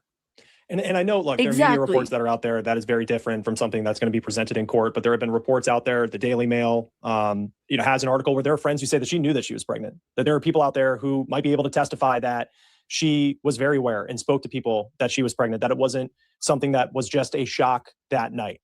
How do you respond to that? That's out there? Let me say something right now. Somebody in the comments, I heard a little birdie. I got a little email. Somebody sent me a message that there was this teacher out there that the people in the rural small towns, y'all, okay, we got a lot of rural towns everywhere, okay? Are we saying that, like, okay, so people go out, they travel out to get the resources that they need, right? People in rural towns have babies. Okay, it does happen. They had to fly her out to go see an OBGYN or whatever, or to do the surgery. Okay, so like, what does that have to do with the baby dying? The baby didn't die of natural causes. The baby suffocated. The baby wasn't killed by the morphine. That's the thing that we need to get our heads around. It's like, what are you saying with that, sir? So people in rural towns, yes, some of them don't get to see their OBGYNs every day, but they have babies. Clearly, there's a success right there because some of them are well and they're born and everything, right? I can give you that women don't know that they're pregnant until way later. Okay, cool. That does happen. But prove that the morphine killed this baby. Prove that this baby died. Okay, not that it suffocated with the bag over the baby's face. That's different. Prove that this morphine killed this baby, then it's a different conversation. And again, morphine is we can't make generalizations about how morphine works for you, and so therefore it works for other people the same way. It just doesn't. Morphine works a little bit different. You have some people that even doesn't matter how much morphine you give them, they're still in a lot of pain. And then you have people that don't need that much morphine. Like, everybody works a little bit different. Some people can't even walk. Some people can do fine. Look, this girl ran to the bathroom holding her back, right? Something's got to give there. Now, hold up. Let me see. Mar, thank you so much for the 999. I believe everything you just pointed out. Rabbit will be used by the state. Wait, I'll be used by the state? I believe everything you just pointed out, Rabbit, will be used by the state. Yes. Thank you so much for the 999 love. Shout out to you, Mar. Thank you. Thank you, Wax. Thank you so much for the jewels. Queen Bee Chris, thank you so much for the floating heart. Tiffany, thank you so much for this. Sorisi, thank you, thank you, thank you. Shout out to you, Sorisi. Thank you. Nurse Janice says, sorry, I didn't see my membership run out. Well done for the coverage. It was amazing. Thank you so much. Love Nurse Janice for the 17 months and also renewing your membership. Thank you. Y'all can support by hitting the like button too. It is free 99. So I'm curious to know how this is going to proceed, but let's have him finish his thought. Because you know this from your involvement with the law. My greatest problem in this case is not from what's going to be presented in the courtroom. My greatest problem in this case is trying to pick a jury that hasn't been so influenced by people that didn't know what they were talking about, or people that didn't have all the facts and all the gossip, rumor, hearsay, speculation, guess, and conjecture based on social media. I mean, that is amazingly difficult to get around. And yeah, they're talking about me and everybody else. Y'all are some chismosos. Y'all need to stop being so.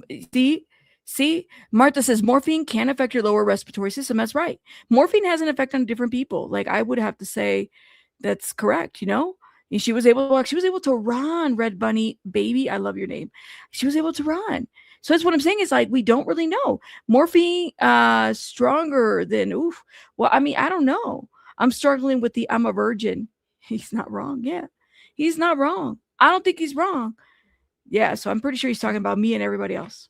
Amazingly difficult to try to deal with in defending her. And that's the huge risk in this case, is that we convict somebody not based upon facts in the law, but based upon gossip and rumor and hearsay. Because I do wonder with that. I mean, I've seen the body cam video multiple times. I mean, you search her name, it's the first thing that'll probably come up on YouTube is those statements that she made. How are you going to be able to find people? I mean, how do you plan to address that to make sure that whoever's on the jury already doesn't know what was said in that video? We'll do it the old-fashioned way. We'll do it with jury questionnaires, which the judge has already approved in this case, approved us sending out jury questionnaires in advance to determine what people have of it. We have to depend upon they're taking an oath that they're telling the truth, and that if they have information that they divulge it to us. That's always a risk. But at the end of the day, you have to rely on the consciousness of jurors to be fair and just, and to base a case solely on the evidence they receive in the courtroom. And I'm not naive about that kind of thing. I've been doing this a long time. And I know sometimes jurors can set that aside. Most of the time they can't. And you have to just deal with trying to find jurors that haven't heard much about the case and certainly haven't been influenced by social media. That's going to be a difficult task. That's the most difficult thing in this whole case. Now, I will say this is a little bit different than in LA County, right? This is a small town in New Mexico. So I could see maybe this being an issue. Shout out to Miss Amber. She says, morphine will not kill the baby if given by a medical professional during labor. And I would think that they would have to measure, right? Like the quantity, because I mean, I've had epidurals before, right? And epidurals, like you have a quantity, you have it connected to you, right? And essentially you push the button and it releases dosage percent, like a percentage of that medication. And it's supposed to essentially, you're hooked to a monitor. So you're monitoring the baby's breathing and everything while you're on this medication. So there is this control environment where this is applied, right? But it does cross the placenta and can cause the newborn to be sleepy or have temporary breathing control. And that's the thing, is like Mr. Gary Mitchell's going to have to prove that it was the morphine and it wasn't Lexi's actions that caused the death of this baby. But based on what's out there, maybe there's a way to change the minds of the people. But you guys see the interrogation videos. Those interrogation videos are very public of the people that found the baby. The fact that, you know, she wasn't being honest. Maybe she was scared of her mom to tell her that she was pregnant. But then if they went in the room with mom there and said, hey, you took this test and it says you're pregnant, then she would have found out right then and there. Then we wouldn't be here, right? then I've been like, well, now this is exposed. We wouldn't be here. You said, yep, morphine is what we give pregnant women and women who are breastfeeding. That's right. So it's like, it has to be done and administered by the right person, right? Or the right everything. I'm late coming in. Could they tell if the baby had taken a breath? Yeah, Miss Amber. So to give you a little quick rundown, the baby, she runs to the bathroom. She's in there for 20 minutes. She delivers the baby there. People are knocking to check on her. This is at the hospital. People are knocking they're knocking and she's not, oh, I'll be out there, right? She delivers this baby. There's a liner in the trash. She puts the baby in the trash. She grabs the liner and ties it up. Okay. She grabs another line. She puts trash on top of that. She puts another liner, ties that up, and leaves the bathroom for like 20 minutes. Her socks are bloody. Walks out. The doctor, the lady with the blonde hair, looks at her socks because you see it in the footage. That's what stood out to me. It's like, why didn't the doctor just stop and say, hey, let me stop right here. Let me go see what's going on over here. Because your patient is walking out with bloody socks, right? They keep walking into the room. The cleaning lady, the housekeeper, she's asked to go to the bathroom like several minutes later. She's cleaning. She picks up the trash. It's heavy. She looks. She opens it. The liner was at the baby's mouth.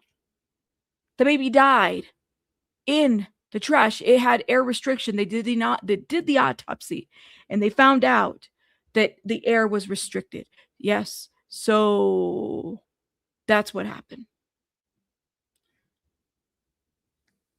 It's a huge case that happened in 2023. Now, of course, they took it to the Supreme Court. They went back and forth. They were talking about the body cam footage that now, based on what the Supreme Court said, it's not going to be used for the jury. So now they're back at square one. And I believe we're thinking maybe like a manslaughter charge. They should have just went ahead and charged her from the beginning.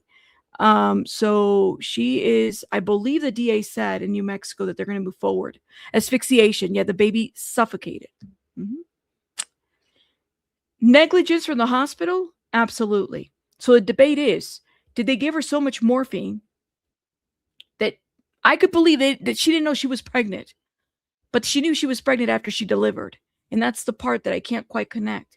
Is morphine going to completely allow you to disconnect, or is it going to allow you to premeditate or hide this baby so that nobody sees that you just delivered?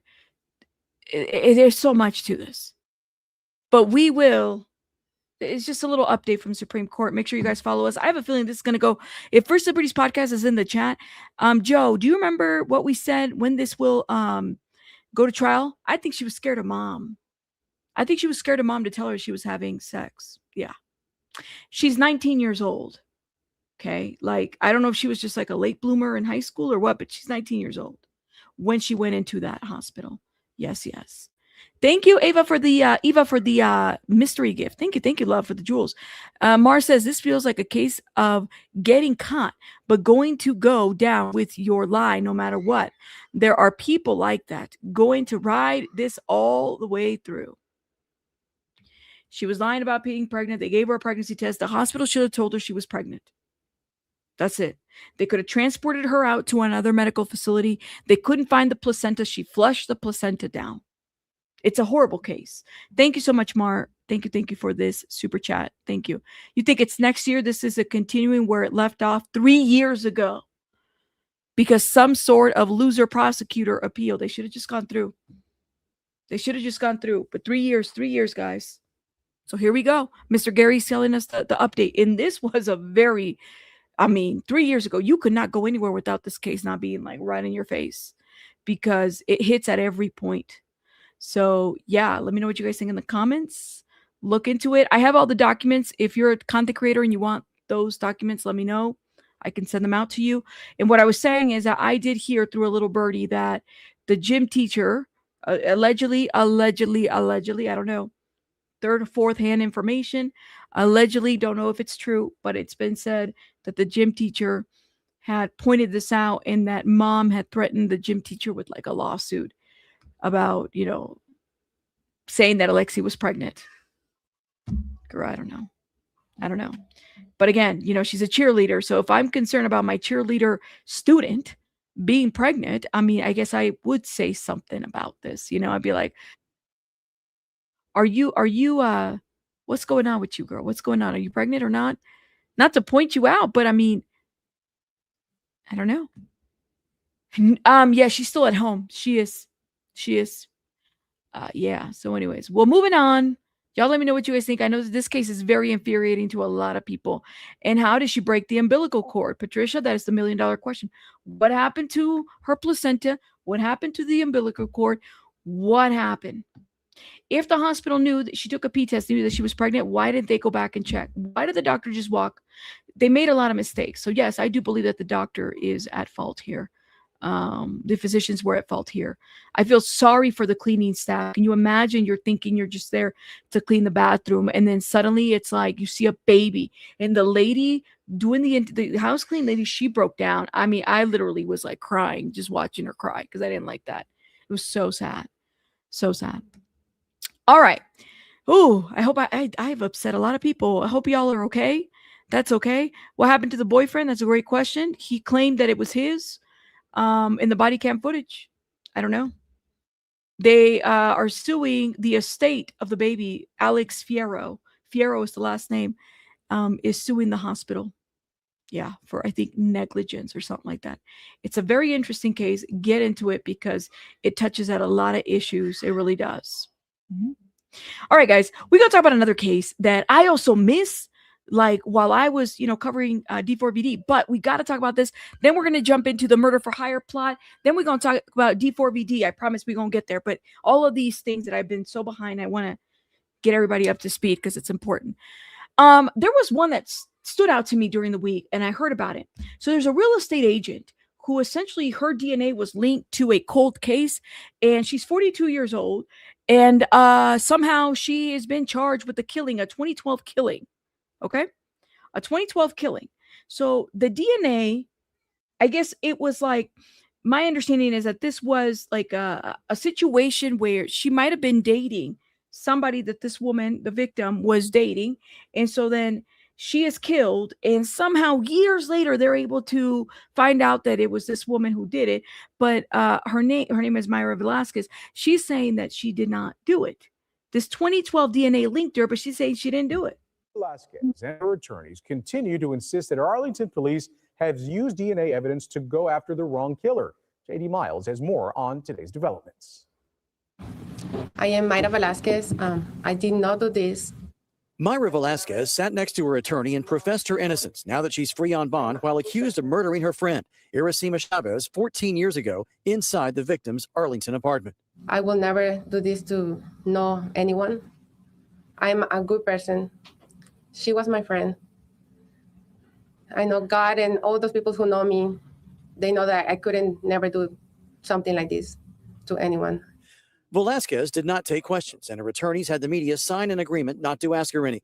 She was arrested earlier this month after Arlington police used investigative genetic genealogy to connect her to a drop of blood found inside the victim's apartment. Yeah. Let me stop right here. Remember, if you were here for the D4VD coverage, I read you guys during the transcript read. I read you guys when the defense was asking the DNA person that was on the stand on D4VD, right, about a specific case that it was a research study in 2016 where touch DNA, you have to be very careful because people misinterpret, like evidence gets misinterpreted about whether DNA is real or not when it comes to touch DNA. And I have to kind of wonder, are we missing the mark? Not that case, but specific cases like here you are in 2012, we're just now finding out that this woman might have had something to do with this. But at the same time, it's like, why did it take so long? Is it procedural? Is it process? Or is it because the DNA, or we didn't have the systems and testing? I have to wonder if there have been any faulty testing, but let's keep going. Attorney for Velasquez says an examination of security camera video of the suspected killer shows that they had a different body type. Frank Sellers also called on authorities to reinvestigate another woman who knew Chavez. There was a breakup that happened that day between Iracema and another woman. This is somebody who had passion. This is somebody who, as the initial detective said, he thought was from a romantic fallout. Arlington police insisted during a media briefing 2 weeks ago that they have more than just DNA evidence to prove Velasquez brutally killed her friend. They were friends, and Ms. Velasquez had been in the apartment before. But we were able to obtain some information from her in the interview, which will help in her prosecution. But I have faith in God that they're going to find out who did this to her, to my friend. Velasquez's short public statement was arranged by her attorneys in an attempt to show that she's not capable of being a cold-blooded killer. I think part of the reason we wanted Mayra to come and talk to everybody is, you know, she deeply cared about her friend, Iracema, and I think you can sense that when you're near her, when she talks about her. Velasquez posted a $450,000 bond to get out of jail while waiting to hear if a Tarrant County grand jury will indict her on a capital murder charge. In Fort Worth, JD Miles, CBS News, Texas. Thoughts and opinions? Let me know what you guys think. I mean, literally, let me know. Hold up. You said, let me say that I know that the DFW area, the testing was not as advanced as I know it is now. Interesting. So a testing situation, maybe I have to kind of wonder about this. You said she doesn't sound very convincing. You don't think so? but okay, 2012, how many years is that between they just now arrested her? You said, but if genealogy test leads to a person before they can charge a person, they have to directly test the known sample found at the scene to the actual suspect. It's not based solely on genealogy tests. So I wonder about this. I'm just not well versed in it, but I have to kind of wonder. There's a young girls having babies and they have not killed their babies. That's true. Sorry, I think that was for the other commentary. You said, I don't know what other evidence that they have, but a drop of blood in the friend's apartment doesn't sound convincing to me. I mean, have y'all ever had a roommate? Back in college, I had people coming and going. I had a roommate. Many people would come and go. Many people spend the night. Many people. I mean, it was a party place, you know? Rabbit in her party time. A drop of blood should not just be there should be more to this, right? So I got kind of curious because I said, well, dang, like, maybe there's more to this. I don't know.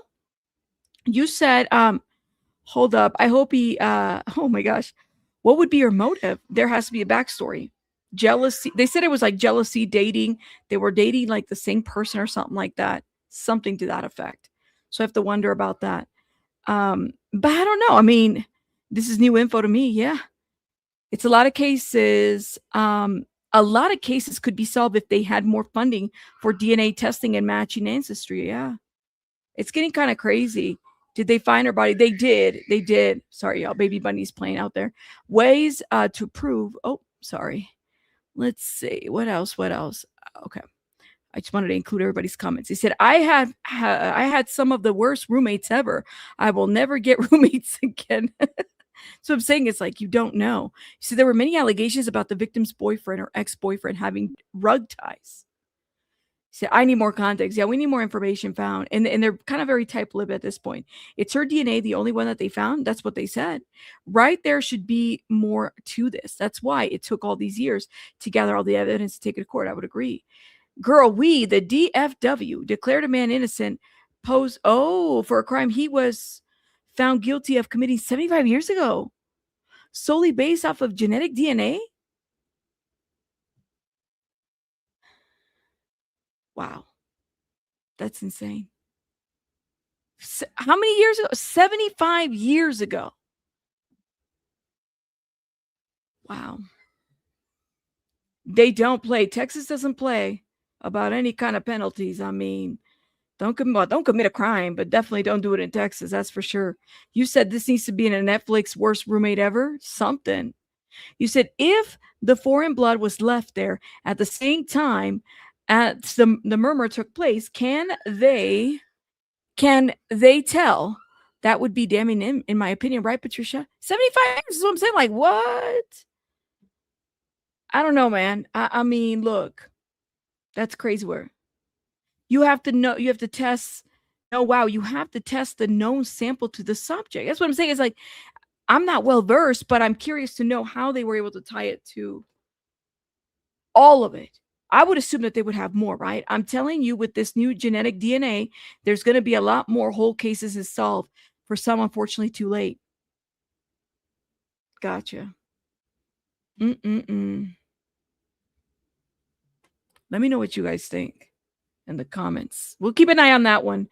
It's something that I saw, was like, huh? They had a whole press conference and everything. I was like, oh man, I missed that one. But it was a very curious case that out of Texas. Okay, another situation that we're gonna be covering here, and I actually talked to Marissa. Shout out to Marissa. I know she's in the chat. My mind is escaping me right now. About this one in particular. Now, this is a insane situation, okay? And you have two social media influencers, very young. I believe these would be considered kind of like the Gen Zs, very young. I didn't even know people were still doing boy bands, to be quite honest. I thought that that was like a thing that happened in my time, but apparently there's boy bands. Well, I guess, would the Beatles be considered a boy band? I'm not trying to insult anybody. I really would y'all consider the Beatles a boy band? Is that a wrong question to ask? Because I would think so, right? Anyways, I just thought that that was a concept that was made up in the, but here I'm thinking it's all about the millennials, right? The Beatles are a boy band, right? We're a boy band. Okay. So we can call, all right. So I guess it's not like a foreign thing. Like, it's a thing, right? Okay. So, yeah, you said, yeah, way weird, but yeah, but I guess, is it? Let me know. For those that, would you consider, Menudo, I think we'd consider definitely a boy band. I just don't think that we would call them a boy band in Spanish. A rock band? Because it's all of, I know, y'all. I'm sorry, y'all. Shout out to my bloomers, to my zillennials. My mind is like, yeah, we always think these millennials, we're selfish. We think it's about us sometimes. Yes, we do think it's about us. But yeah, so I just don't know. I had to educate myself. Beatles and Jackson 5. Okay, so Jackson 5 is a boy band, right? See, I didn't say it. Okay, baby.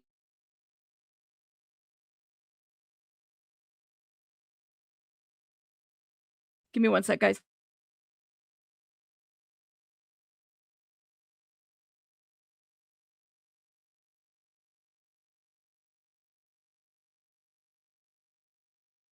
Yes, Beatles played instruments. Do boy bands not play instruments? Look at Patriot Lady. It's like, no. Oh, man. Boomer here. Yes, they're boy bands. All right. I just want to make sure y'all, like, correct me if I'm wrong, okay? No, not the Jackson 5. They had men, LOL. The Jackson. I'm trying to get my phrases right. If I call them a boy band, I'm going to be in trouble. Anyways, don't cancel me for not knowing my verbiage. Forgive me, okay? But y'all are saying it too, so I know I'm not too off. So this young guy by the name of Jack Avery, right? He's in this like pop group boy band, which makes me wonder if K-pop is a boy band too. I think that they are, but anyways. And the name of this group is called Why Don't We? It's not a question. It's why don't we? No question. Why don't we? Anyways, very young boy band group, okay? And so then at the time that he started his career, he was like a teenager. He meets this social media influencer by the name of Gabby Gonzalez, okay? And they were teenagers both at the same, they were teenagers. And they met, and I want to say maybe in about a year after that they met, she got pregnant, okay? So, of course, Jack Avery, he's a father. He's having to grow up fairly quickly. They met as teenagers very early on. They started dating in 2018. And very early on, when this career took off, of course, there was a lot of visibility to Gabby, her social media influence and whatnot. And she built her own platform. She became that influencer. And so then people started following them. She got pregnant. There was a lot of frequent romantic posts between them. They talked about the lifestyle that they lived. They collectively had well over 1 million followers and whatnot collectively. And so they became kind of up there in social media, right? They posted so much, huge following. But in April of 2019, their daughter was born. Daughter's name is Lavender. Very cute baby. Okay. And the relationship was still ongoing until it wasn't. They split sometime in 2019. I want to say shortly after the baby was born, which, you're young. I've seen that happen where it's like, young couples, they have teenagers, especially, always great to wait because sometimes people don't last together, and especially situations like that. Well, this was one of them. They broke up and they officially separated. And then once they separated, of course, then followed a custody dispute. Okay. And there was so much back and forth on social media and everything about allegations between them. Their daughter, it was kind of like they were bargaining this baby in the social media posts and whatnot, but going back and forth. And so then allegedly, it's been said that Gabby's family really became upset with Jack Avery and wanting to get sole custody of baby girl Lavender. Sole custody, okay? So Gabby's dad decides, I'm just going to, seek the services of some folks, right? Her father, by the way, is a Florida attorney. He hires a private investigator to track Jack Avery's, move and everything, anything to leverage custody of baby Lavender. Okay. Dad gets very frustrated. Gabby's dad gets very frustrated and he starts, looking elsewhere to have Jack Avery removed permanently. It would be cheaper, as I quote, this is a direct quote, it would be cheaper than, to have him removed than continuing some illegal custody battle. So between October 2020 to May 2021, Gabby has a boyfriend. Gabby has a different boyfriend. She brings that boyfriend into this plot with dad and all of them. And there was a down payment that dad, Francisco, Gabby's dad, Francisco, was to wire $14,000 to Gabby's new boyfriend to basically find somebody on the dark web to find a man to do the job, to permanently eliminate Jack. Yeah. Oh, yeah. You said I blame the Gators. Not you blame the Gators. Those Gators ruin it for everybody. Yes. Yes. You're right. So, girl, you took me out on that one. She said, I blame the Gators.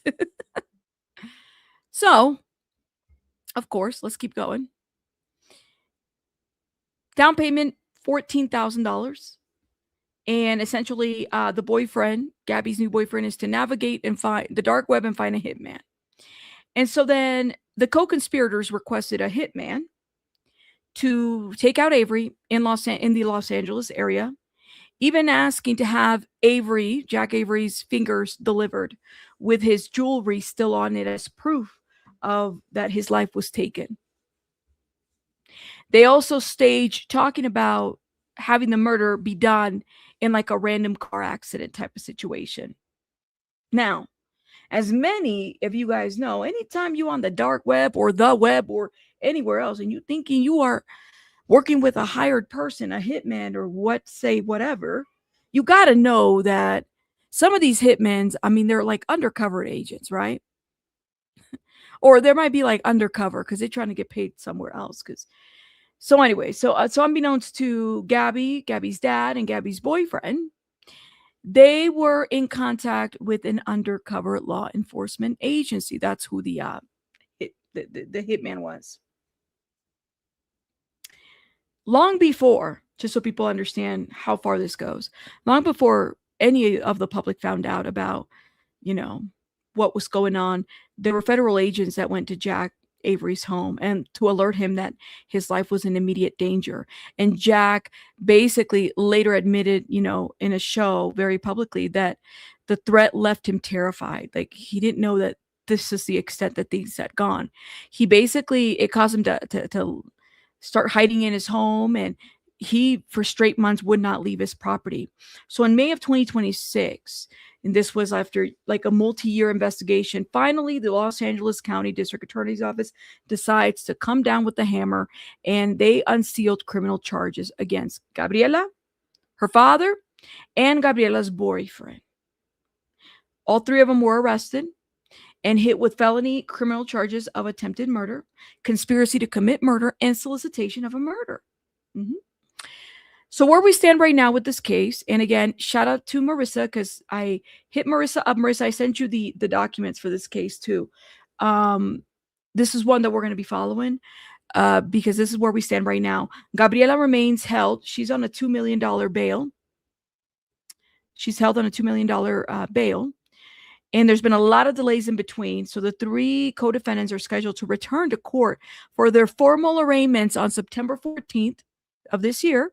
And they will face up to 25 years to life if convicted. Avery, okay. Little Avery, Jack Avery has the baby as we speak. So there is that. But it's a very interesting, it's like, how far will you be willing to go, you know, to have? And I mean, this is a very young couple. Look at them. I mean, they're very young. You know, they started dating when they're teenagers and whatnot. But it's going to be a very interesting way to see. And then the dad jumps in and he's like, well, it'd be easier to take him out. Take him out. He's a Florida attorney, guys. What was he thinking? It is mob type of behavior. You know what I mean? The internet creates the dumbest criminals. I'm telling you. Right. 3 brains and none of them thought, maybe this isn't okay. And an attorney. An attorney. An attorney. Ain't this crazy? So I do have the documents. Let me see if I can pull them up real quick for y'all. So y'all can see, because I have the charging doc right here. We're not going to review this whole thing because it's very lengthy and long, but I wanted to just show you guys. I was like, this case is crazy. Why would they do this? Who would do this? You know, like, what in the were you thinking? Gabriela Gonzalez, Francisco Gonzalez, Kai Ferran, is it Cordy? Anyways, so that's the boyfriend. These are the 3 individuals.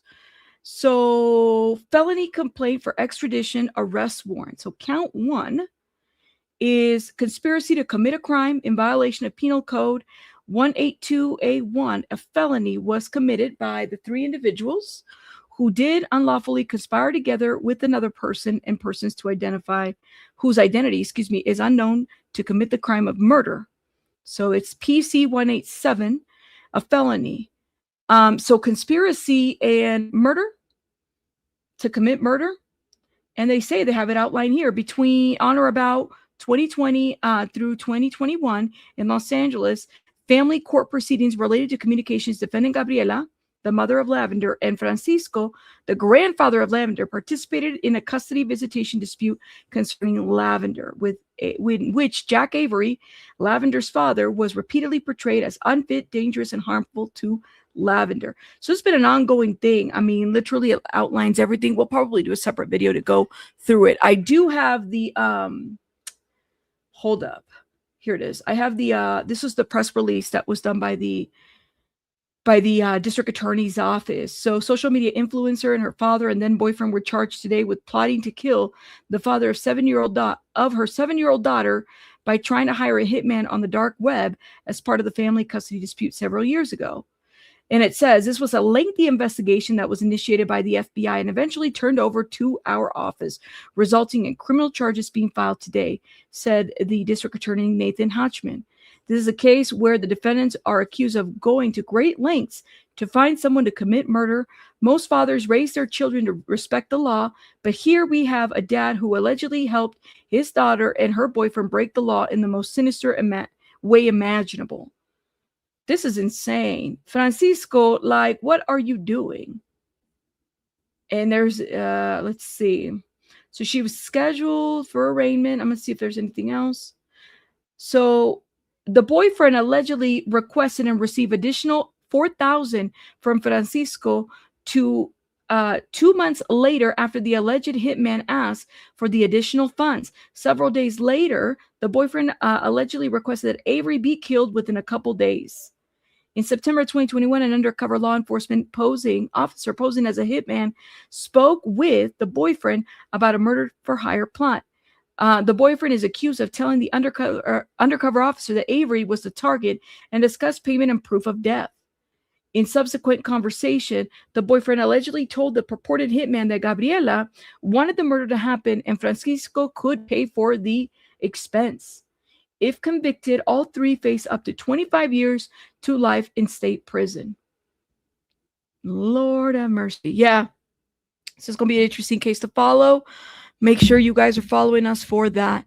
Let me know what y'all think. You said, Pika, I'm ready to go down the rabbit hole on this one. This one's off the, this one's like off the hook. I told Marissa, I said, Marissa, look at this one. Girl, you said, I consider it a boy band if you're fanning out. Y'all are still having the boy band debate. I love it. I love it. Should it move to a regular net for clicks and clout? Lord have mercy. Mi gente, Lord have mercy. You don't have to give your kids everything. Listen, I just can't, man. I can't and I won't.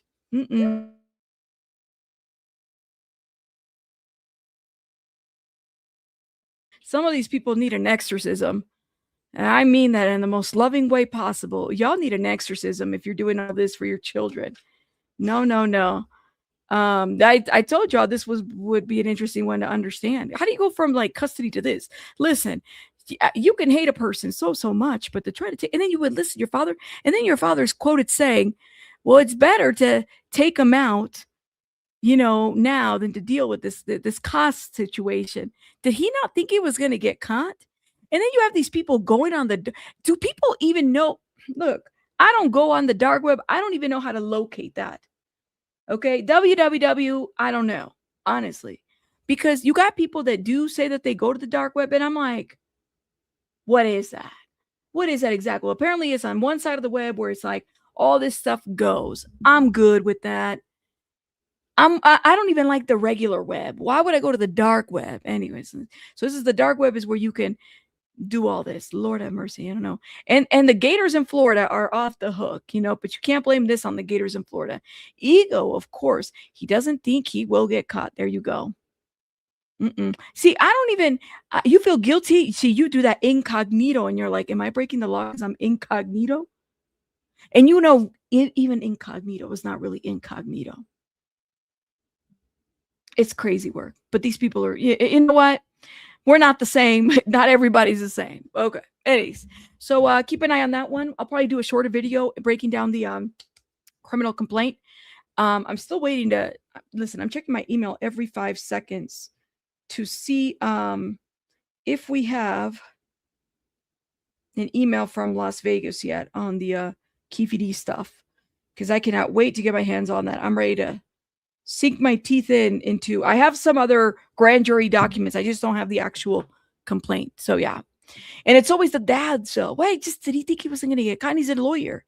He's a lawyer. That's why I don't get it, man.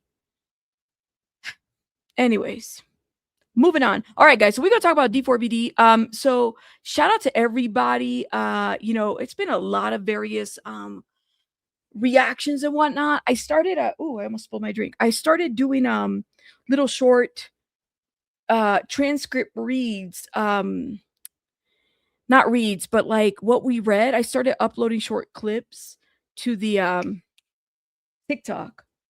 I'm not monetized on TikTok. Every once in a while I'll upload. There's an art form to be like what Kadisha Lynn does. The ability to break the information down so well, like in a video form. I can't do that. Like my ADHD doesn't allow me to break. I can only do so much of it. So this is a talent right here. My ADHD is more of like, I'm in the condensed stuff, but for her, she just gets it right. You got to give it to Kadisha Lynn. So for me, it's like, I haven't perfected the short form video so that I get to the point. I mean, I even struggle now. So shout out to her because she really does break it. But I want to share with you guys a couple of just findings and different things that people have said and whatnot. I love it. I love hearing her perspective. And shout out to her. Make sure you guys check her out. His family and some of the things that were testified in court about. We have to talk about this notarized letter by Celeste's family and some of the things that were testified in court about her family knowing the extent of David and Celeste's relationship. I've been asked about this a lot with David's mom being a notary, and there is a lot of misinformation and also confusion spreading with this whole entire narrative. So we're about to break it all down. And I want to reiterate, just because this conversation is happening does not excuse their pain of actually losing the daughter, because whether they signed consent for her to go to London or not, either way, it wasn't their plan that she was going to end up unalived and chopped up in David's car. So one of the investigators that was going over this case testified that he did in fact see a notarized letter that was signed from Celeste's mother and her father to give her consent to go to London. And this is something that has to be done for an underage minor to fly out of the country by themselves. It has to be a notarized letter signed by the mother and the father both. It doesn't even matter if they are both together. Now, this notarized document, Celeste's parents actually have to go in front of this notary and show proof of their identity to get this document notarized. And by the way, Abraham, who has done notary before, shout out to him. He was in the chat. I don't know if he's still there. He talked a little bit about this, like all the ins and outs that go into notarizing documents. It's not like you can just, and also because you can lose, I guess, if you're a notary, if you're doing things illegally, that you would lose something to that effect. So I always thought that that was the case, that you'd have to go, like I typically notarize my things at the bank. That's where I go for notary. I don't think I ever got anywhere else. I go to the bank. I go to my credit union to get my things notarized if I need something notarized. It's easy. It's free for me. So I do it there. Not a big deal. I could do it at the post office too. And whatnot. No, now that's a great idea. It's like, who reads that to them though? Here's the other thing too. Could a document be notarized? Let's say that I go to the bank and I notarize a document, and then could somebody change it after the fact? I would say so too, right? You can alter a document after the fact, after it's been notarized. Of course, you know it's not valid, but it's already been notarized. Who's going to tell? Who's going to say something? Who's going to make the extra steps to make sure that the document wasn't messed with after it was notarized? That's the other thought that I had too. Just a question, you know? These notarized documents are important because what the country does is make sure that you are actually not being kidnapped by a random person and taken across the country somewhere. Some countries are more strict about this than other countries, but the UK is one that is strict on this. This is literally the government website for the UK, and it says taking a child abroad without permission is child abduction. And the UK doesn't play any games with this, and we know this is where Celeste traveled to London. So there is this big narrative that this could have been forged. This could have been David's mom being the notary. But guys, there's no way this is going to happen. I'm sure this is a legitimate document. For one, I'm still seeing those comments out there. And I mean, you know, people are allowed to think. I think that think about it this way. If the document was not legit, why would the defense presented it as a defense exhibit in the preliminary hearing? Beth Mother effing Silverman, she would have put her red heels on and said, I object. No, this is fraud. This never went through. I don't. They review this before it goes up.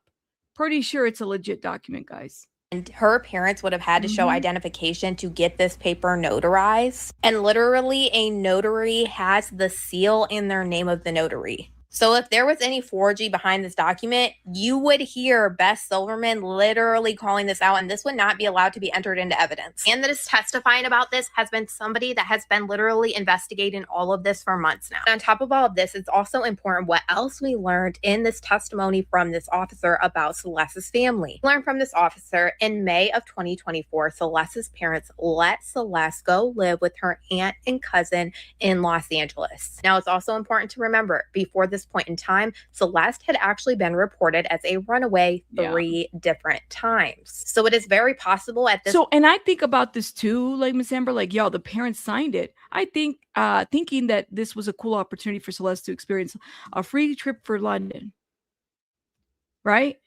free trip for London. But here's the deal, right? And I think it goes back to the parenting part. She already wasn't going to school. She was already struggling. I mean, I don't know about you guys, but the last thing my parents would have done is allowed me to leave the country or the state to go to a free trip when I'm not even going to school. Like, girl, what? You can go take that trip to the bus stop and take the bus to school. That's as much as London you'll go to the school, right? So it's like I could see where it's like the parenting part, they didn't want to deal with it. So sure, sign her to go. I could see that. Not excusing it. I don't think it's right? Because it definitely speaks to a lot of different things that could have happened and whatnot. I mean, I might consider it also if my girl wanted to go to the trip like that, but I probably wouldn't if I knew that she was involved with David. There you go. But I have to wonder, like, I keep going back to this. Don't forget that the email that was sent to Josh Marshall, another very interesting character, another person we should not be taking our eyes out of. Like, we need to keep talking about that guy, because that little Mosey thing, people tend to forget that. The sisters spoke out. Marissa, I believe, has done a breakdown of that as well. We got to get into that too, you guys. Like, that guy's no saint. It wouldn't surprise if a lot of people knew that she was underage. Yeah. Even at 14, Mar. That's what I'm saying. It's like, maybe if it's a free trip, Exactly. You can go to London in the history book. Yeah, let me ask. My parents never even let me have sleepover. I wanted to do sleepovers. It was so hard. Every once in a blue moon, we'd have a cousin sleepover. In a blue moon, guys. In a blue moon. But I wasn't allowed to sleep over a friend's house when I was growing up. And hell, I mean, even now, I wouldn't let my kids sleep over at a friend's house either. So I got something from my parents that I didn't like. I guess we all get something. I don't know. It's true, y'all. Like, I always wanted to spend the night at my friend's house. I wasn't allowed to. My kids aren't allowed to either. I took that from my parents. I understood the rule. I got it, Mom and Dad. You said maybe his parents thought it was a music career opportunity. Her parents thought? I don't know, man. Maybe it was a sign before the parents notarized it. I don't know. I wonder if, in order to validate the document, they went back to the notary. They went back to the notary to figure out the date. Because you know how, like, when you notarize a document, there's like a book or a system that keeps track of everything that's notarized by the person or the company or whatever. And then they're able to track it. And there could be, I mean, depending on where they get notarized. If I go to a bank, there's going to be footage of me getting my documents notarized there, right? There's that. Point in time that the parents didn't know what else to do. They felt like maybe they couldn't control her, and no, that's not an excuse for them, but it is a huge possibility. Like I've said from the beginning, look, they were literally up against a literal famous person who had tons of money. So maybe at a certain point, they were like, there's nothing we can do to basically try to stop this anymore. He was literally doing Operation Awesomes to come take her from the house in the beginning. And maybe this is why right before this point in time that she got to go live in Los Angeles with her aunt, which we know would have been even closer to where David lived. This forged document is the only thing that we know for sure that they let Celeste do. The rest of it seems like it implies to other family members. They said that Celeste's aunt knew that David would come pick her up from her house and take Celeste to the movies and out to dinner, and also to like amusement parks. And we know this date was April 21st of 2024 when we saw all of this come out about her being with her cousin and things like that at this amusement park, which would have been right before the date in May where her parents actually let her go live there. So maybe her and her parents were in some type of argument about Celeste wanting to go live there, and eventually there was like, there's nothing we can do because she keeps running away. But it's important to clarify that it was never testified in court that her parents went to movies and dinner. Her parents went to the amusement parks. Now, something I found interesting that goes with this date of her moving in with her aunt in May of 2024 and staying the whole summer, is one of Mercedes, which is Celeste's mom's friends, who talked to Los Angeles Times way back in the beginning of all of this. She said that something distinctly changed in August because Celeste's mom told her that Celeste was gone. And in direct quotation, she said that Celeste's mom said, "She left me again." But we know now. She left me again. She left me again. Yes, I'm glad. And I mean, Kadisha's reach. I did tag Kadisha in the TikTok that I have and everything. It's just like I said, you know, people are going to, you know, they're going to interpret however they want to. I'm just not fighting with anybody on the internet about the information. I refuse to fight because it's too much, you know. Have they confirmed who notarized the document? I think that what they showed was a notarized document, if I remember correctly, when we were talking about it. We just don't know what company or who did it. And I'm pretty sure they probably don't even want to show that because of the follow-up, Belen, that they're going to do. You know what I mean? I could see that. You said they mainly met at night. That's what it sounds like. Leave at night, go see him for an hour and a half in that drive, or 2 hours. And then she goes back home. Then she goes back home. Then she goes back home, and all of this. Yeah, I have to wonder about this. After this point in time, that Celeste was actually allowed to go live with her aunt in Los Angeles. Definitely do not think at the beginning of this that they knew about David and they were fine with it. Obviously, after February, when cops went to David's house, they knew who he was, but not in like physically hung out with him, because they literally called the cops to try to go find Celeste. But we know she ran away 2 different times after this, and they reported her missing. So I think that they just were literally up against something that they couldn't fight, and maybe they just quit fighting it. And that doesn't change. And I'm so glad Kadisha said this, because I agree with this too. You said, I've had so many questions for some reason of people believing David's mom did it. And I went back to that question. I put that on the TikTok too. I said, when I was reading it with the transcript, we went back to that question. And the question was, the defense asked, was it Farrell, Detective Farrell? Was David's mom aware of the relationship? He answered, she was. That's all the question was. It wasn't, did mom know? Did Colleen know that she was underage? That's an important question, okay? Because it's like, it's one thing to know about the relationship. It's another thing to know whether it was underage. But at the same time, I get it. The lady was a teacher too, because like, how do you not see her and not think she's underage? It goes back to that question. How do you not see Lexi and not notice that she's pregnant? You know, maybe, hell, you know, your son, and I'm just thinking, right? Since I have I hate to put it this way, but I have an adult son, excuse me. Even though in my mind, he's always a child. He's texting me right now, always a child, right? Always asking me. Shout out to him. He's probably watching Childish Things. Lord have mercy. Hold up, y'all. See, had to look down my phone, always asking me things. Did she know that she was underage? I'm not a fan of the behavior after that, right? Like, especially with them moving things around, the money around. Of course, that's the suspect. It really is. Hiring a lawyer, is that for music? I guess just like Tory Lanez, just like any other artists out there, they're allowed to make music even when they're incarcerated, which is crazy work to me. He said, in my opinion, she knew, but I have no facts. There you go. I have no facts. Also notice going through stuff his family was shown at almost every tour vlog he did. Ugh. You said, shout out to the oldest baby bunny, the oldest baby bunny boy. I said, I think when or if she found out, David's mom would have said no. I think so too, given that she's a teacher. And that is the question. It's like, yeah, common sense, protect you. You want to protect your assets. You move things around. You know you're going to get sued. I guess that's what they did. I'm not a fan of like that, because I get it, but at the same time, I'm like, well, damn, like all this wrongdoing. And then they were collecting the money for the bail.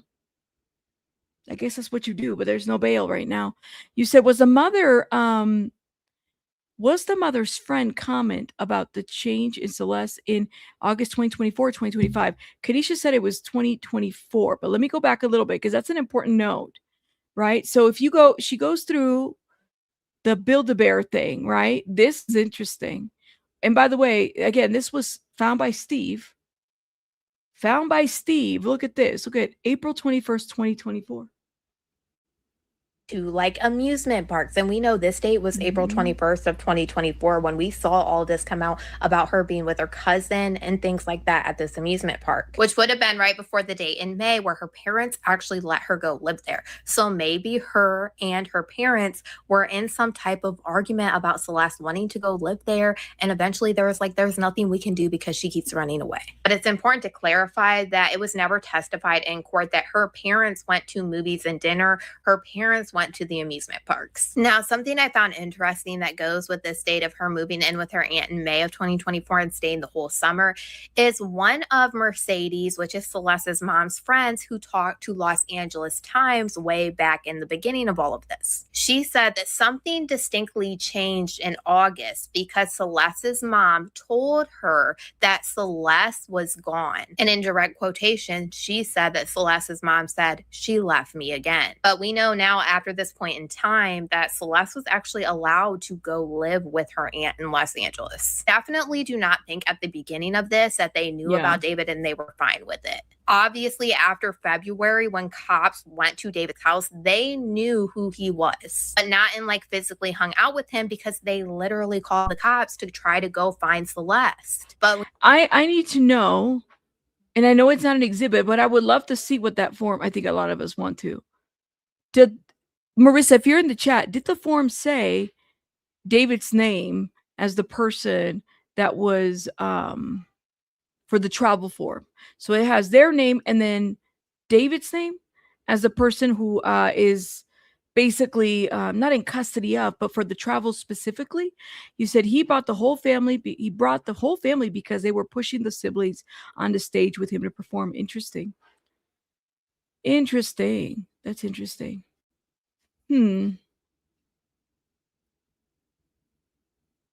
He's allowed to be together, so do not discard that mom is accountable too. Oof.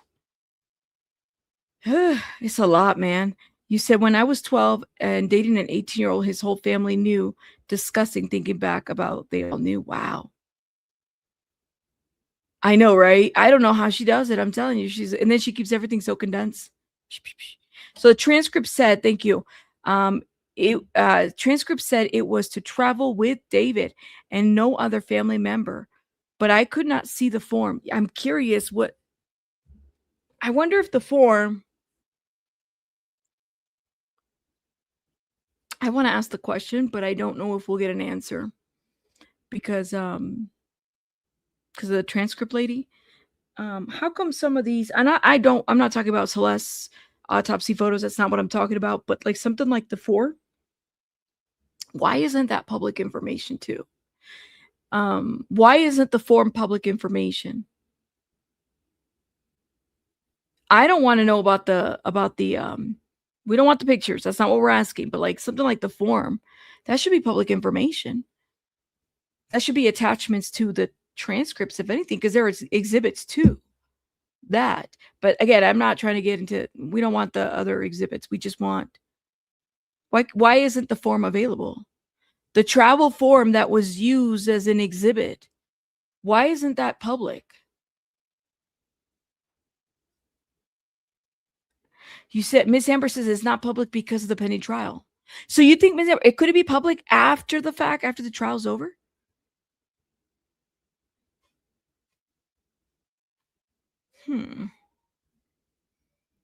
Just a question. I don't want to ask because if I ask the people that would know, I might get yelled at. I might get put on timeout.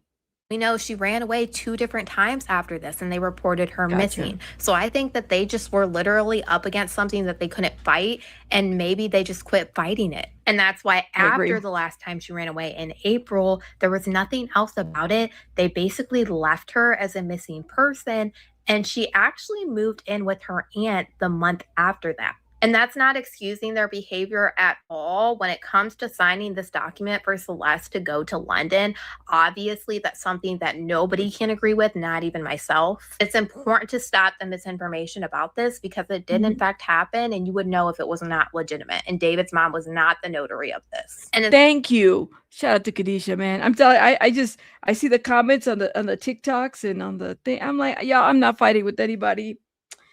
I'm not. I'm catching strays, and I don't even do something. Sometimes the fact that I'm here. I was telling that to Chloe. I said, Chloe, how come we're catching strays and we didn't even do anything? At the end of the day, context is important between all of this and knowing the actual facts of Celeste's story. But also, we have to remember that David is the one on trial for taking Celeste's life. And the parents are still allowed to hurt and mourn over that because either way, I don't think that that was something that they would ever expect to happen. So in that regard, they will always have my empathy because that is something that I don't think any parent could ever go through. But y'all, let me know what you guys think about all this in the comments. Oh, yes. I have to kind of hold up, y'all. Here you go. Here you go. Thank you. Thank you. Thank you. Use your manners. Thank you. You said Celeste's parents may or may not have known, but regardless, I don't think anyone would have thought that we would have taken her life. I would agree with that. The mom is a notary in Texas, not California, so she couldn't have notarized the document. There you go. Because it goes by state, right, Abraham? I could be wrong. I don't know. So when you were doing notary, you could only notarize for your state, correct? This is why I'm in the bushes, Rabbit. I know we catch strays. I have to like duck sometimes. Did you ask for any your transcripts? Yes, I did. I did. They charge extra for the exhibits, but I don't know what they're allowing. Ooh, you know what? I might ask, but I'm afraid to be Mama Alama. I'm gonna hit you up. I might ask, but I might be sent to the principal's office or something. I'm trying to be careful because I feel like I'm walking on eggshells just for asking questions. You know, I just gotta be careful. Yeah, I want to clarify because aren't they? Is it extra? I got more tea for you. Well, tell me. Tell me. Is it in a video? Let me know. Girl, hit the link. The link is there. If anybody wants to come up, y'all are invited. I did say we can come up. Correct if you have a license. Rabbit, I saw the place. Some places may make you fill out the CBP form 59B. What form is that? The travel form? David in a stream described his decay comment and said it was him trolling. No way. Did you post this already? Hold up. Let me go to the streets of the TikToks. Let me go to the streets of the TikToks. I gotta get Khadijah. I gotta get Khadijah to follow me on TikTok. Khadijah Lynn. Hold up. Girl, where's your... Here it is. Here it is. Here it is. Here it is. Okay. Okay. Okay. Okay. Did you post? Did you post on it? Not yet? Oh, it's not a song or anything. No way. Did you find it on the videos? The old what is it? From the way back videos? Lord have mercy. Look at this. Hold up. Ooh, let me unmute this. Where's the mute button? How come I don't hear? Okay, am I going crazy or do I not see the mute button here? I used to be here. What happened to it? Oh, here it is. Lord have mercy. I don't see it. It's right there. It actually went home and was at his parents' house. So we know that prosecutors have flight receipts of David taking Celeste to London and also Texas to meet his family. We know during this time frame, David actually went home and was at his parents' house in Texas because he was finishing the Withered album in his sister's closet. He literally said returning to the closet where it all started from, and he started making music in his little sister's closet. And then David did an interview interview, and I'm pretty sure this is the interview that he did right after Celeste passed away. So they allege that he went to Santa Barbara County and then was back early in the morning to do this radio interview. It's not the exact same show. A lot of people think that because it was dropped on that date, but in that video, he talks about going to Coachella and getting ready for Coachella. So it's not that interview, but I do think it's this one. Anyways, they start asking David these questions, and he said that he went to London with 3 of his friends and he made a song every day for 2 weeks. So that means she stayed for 2 weeks in London, which we also heard in this preliminary hearing. But then he came back from London and he went to Houston for another 2 weeks. Oh, wow. He said when he was in Houston, this is where he made the rest of his project on his phone, which is obviously in his sister's closet because that is what he posted. So that means for 2 weeks, I wonder if Celeste was around David's parents. In my eyes, there is no argument that if you were around Celeste for 2 weeks that you would not have realized that she is a young girl. And no, this is not the first time that they were around together, but this is a long length of time to be around David's parents. Once again, another piece of information that just makes me side-eye David's parents so hard I cannot help myself. Y'all let me know what you guys think about all this in the comments. So we know that I mean, the proximity was there. What happened? What happened, y'all? You said something happened between them in London and Texas after November 2024. It seems like things began to truly spiral out of control. Something happened. Something happened for sure. Hold up. Let's see. Sorry, I got somebody messaging me too while we're here. Okay. You said his mom knew. I know who the friends are. They were named in the scrapbook. I do wonder how much we're going to find out at the trial. What are we going to find out at the trial?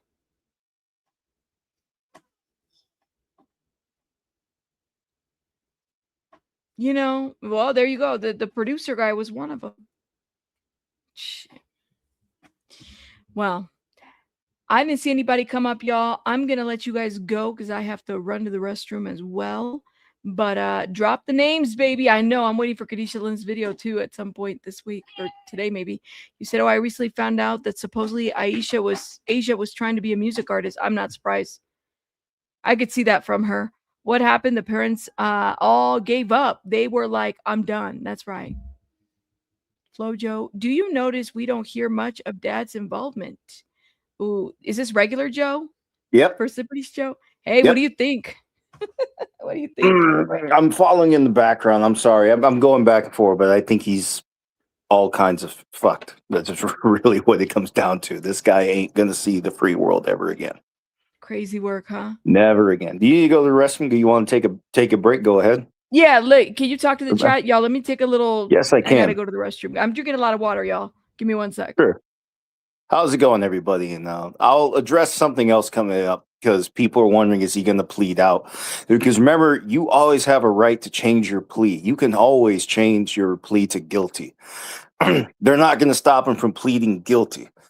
And I don't think this prosecutor is going to allow David to plead in a generous way. The only thing I see is a plea of life in prison without parole. Can David's parents be charged? Theoretically, yeah, but I would think that because they're already moving forward with his charges, if the state knew that his parents somehow facilitated the crimes, I would think that they would have been charged already.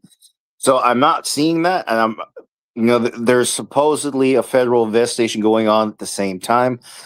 Could there be federal charges underway for them for something separately? Sure, that now that we know there was at least a federal subpoena, but we won't know a lot because, unlike the states, the federal government absolutely requires a grand jury for any charge which the sentence is greater than 180 days. So that means we will absolutely know nothing until they formally indict. And there's not supposed to be an announcement that a grand jury failed. I don't know how those started making the news, but that's not supposed to happen. So I just don't know yet. But it looks like in California, I don't think they will be hit with criminal charges. Now, as for civil liability, civil again, because civil cases are brought on by the people, the plaintiffs, not the state, right? So that's another thing we won't know at least until this criminal case is concluded. And I don't, even with the evidence that we have now, guys, I just don't really understand the role of the parents so far. That, you know, I don't really much see the state's angle, and I haven't, you know, heard a lot of what they had to say. Now, even though I was reading the transcripts with you guys, I was gone for a few days, so I feel like I'm missing a few pieces. So if it sounds like that, it's because, yeah, I am. It's not as simple as, you know, they may have been in proximity of the crime, so they should be liable. That's not really the way the law works. It's going to be harder than that. So, and for contributing to the delinquency of a minor, well, again, all the evidence points to David. So far, all the evidence points to David. So, like I said, if they had anything on the parents, I think we would have heard so by now, especially because this is all tied together. Sure, like I said, we're probably just gonna have to wait for the federal investigation, and like I said, that could be a really long time. Well, let's see what else y'all are talking about. And yes, see, no plea bargain. I'm not seeing that. Well, I'm not seeing anything other than life in prison. I suppose maybe with a chance of parole. I don't think so. I don't think they would settle for anything for life in prison without parole. Let's see. You do need a whether it's guilty. No, the civil liability and the criminal liability, these are separate commitments. The criminal liability is so in other words, if he is found guilty, theoretically he could be found guilty in the criminal case and not liable in the civil case. It's possible because you're going to get two different juries, two different standards. The two cases actually could play out differently. Now, if he pleads guilty, is also a reason I don't think he's going to plead guilty. If he pleads guilty, then it doesn't necessarily make the whole civil case, but that admission of guilt can be used in the civil case to further his liability. So for that's another reason I don't think he's going to plead out, because theoretically he would rather take a chance that there's one person in the jury that won't say guilty, which is also possibly why they haven't, the DA didn't move forward with putting execution on the table. Gotcha. I have a OG and is it Anabelia? How are you? Hey, Hey. hey, How are girls. you? Good. How are you? I'm working right now, but I listen to you all day while I'm at work. Oh, that's Oh, we don't snitch here. That's cool. Don't get in trouble. No, I just wanted to chime in on the whole like notarized letter thing, because I used to be a notary over 10 Please years. do. And so I used to do a lot of those authorization letters, and it's not even a form. It's basically just a Word document. I actually just made the template myself on Word, and all you do is just type up like to whom it may concern, and then it says like we are the parents of, and then you put the full name and date of birth and place of birth of the minor. And then it just says like we authorize them to travel with the name of the person on this airline for these dates, and we expect for them to return to their country of residence on this date. And then the parents just sign it, and then the notary, you just pretty much, you put your stamp on it, and you just write, you know, like acknowledged by, and then you write the name of the parents under penalty of perjury, and then the notary, you just sign it and you put your stamp. And then the notaries, you have a notary journal. So on the notary journal, you write down the date, the name of the persons that signed the document, and then what type of document it was. So for instance, like, you know, a lot of like real estate documents, they need notaries. So like sometimes, you know, like you would write like, oh, they signed the deed or whatever. But for this instance, you would write minor travel authorization for minor, and then the two parents would have to sign your book. And then once your commission expires for your notary, you turn in that notary book. You have to turn it into the county that issued you your notary license. So Yeah.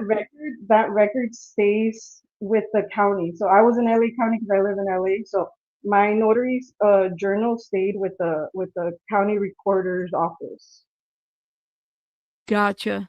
So they keep track of that once you like say you move on or whatever, they have a record of it as well. Yeah, so it's like a legal Gotcha. document. So whoever signed that authorization letter, they can go to the county and they can request that record. Yeah. It's somebody Miss Amber says, but some airlines require you to print out their form and complete it and notarize it for the minor travel. So like they take you the actual form, like say it's United, right? And so that would need to be notarized as well, I'm thinking. That's interesting. Yeah, I did that for like over 10 years and I never saw a form. Every time it was just that letter, you just type it up yourself pretty much. Yeah, because I remember, I mean, and it sounds like if a parent doesn't have custody of their child and it's just that, I think you would kind of say that. Sometimes I guess it just depends how much due diligence the airline is going to do in this as well. But it doesn't sound like it's like a streamlined process. Everybody seems to have a different experience. They ask you for that document at the time of departing the country because they want to make sure that you're authorized to leave the country. They're not gonna ask. They usually don't ask for it when you're returning to the country. That's right. Okay. Jeez. Yeah. And for the signees, for everybody who signed, they had to sign in person, right? Yes, they have to sign in person. Okay. They have to show you their ID, right? They have to show their. Yeah, and then the ID, whatever document, like let's say even if they don't have like a valid like state, like US ID, they can show like their passport or whatever credentials they have from their government issued IDs.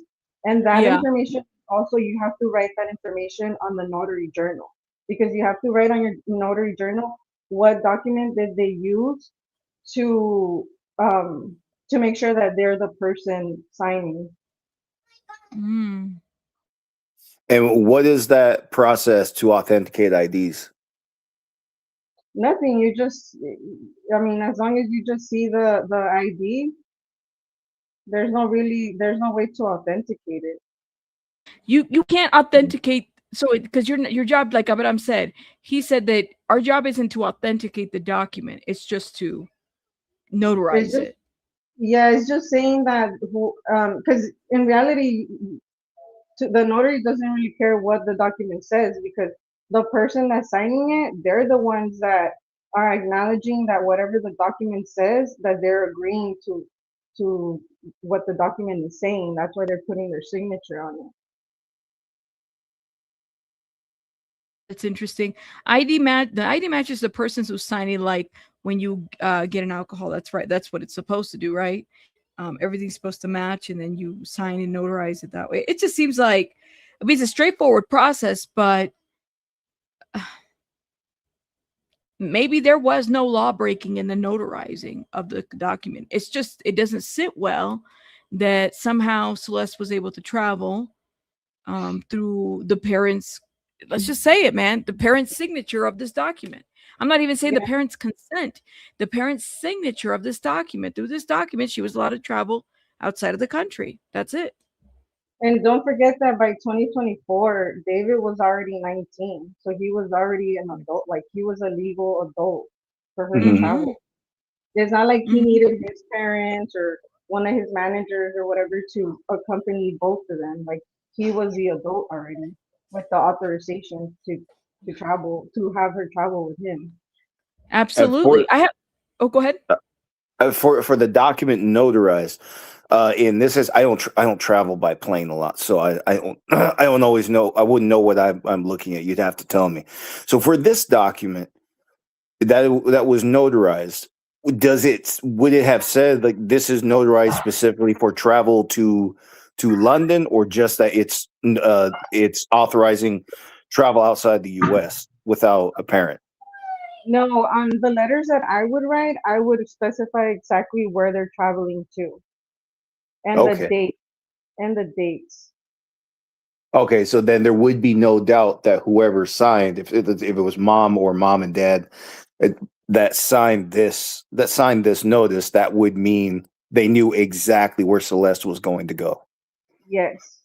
Yeah. Okay. And also for a minor to travel with just one parent, they also would need this document.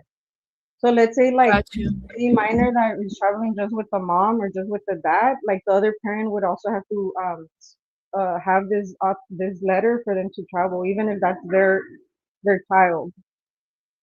Gotcha. I have Soul Power Tarot. Hey, Soul Power, how are you? Hi, can you hear me? How are you? I can hear Yep. you. How are you? Hello. I just wanted to say thank you for everything you do. And I wanted to chime in a little bit on the Chime away, notary love. Chime away. because I think people are, there's one thing that I don't know if a lot of people know. You don't even have to go in person anymore. You can go to an online notary. I've done it right here from the UK. I've actually gotten documents notarized by a US notary right online. I had to be on camera, but they never checked my ID. Just saying, they never asked for ID. I was surprised. I did it 2 different times, and I realized both times after the fact, they never asked me for ID. So I got documentation once. My husband passed away. He was in the U.S. when he passed away. I had to notarize documents to do his stuff. I was in England at the time. Notarized everything, no problem, no ID. They did see me on camera, but I mean, if you didn't ask me for ID, and what you do is you upload the documents. They have a thing where you upload the documents. They look at it. They're like, okay, you uploaded XYZ document. Okay. Sign here. Are you aware that you're signing? Do you agree to sign? I signed. They notarized. That was it. So there are ways to get around that. So you're Just saying saying. that nowadays you don't even have to show up in person. Am I hearing that correctly? Right. Correct. There are lots of companies. If Wow. you Google, you can notarize right from your computer. A question: when the documents are signed, is it just assumed that your printed name is treated as a signature, or do you actually have to trace your signature? My printed name actually, there's a box on the screen to tell you to type in your name, and Okay. then that goes on the document, and they sign that you sign. Yeah, it's not an actual signature because of course I can't. The second time I did it was a different company. They have you type your name and they turn it into a signature. So But are we kind of doing like this in the? the Adobe document. If you guys have ever signed like a DocuSign or Yes. Adobe type thing, yeah. Yeah. But is this something we're doing in the United States? Yes, sir. Yep, I did it. They're U.S. companies. It's very expensive to notarize in the UK. Very. I'm Really? talking $50+ per page. So I wasn't doing all that.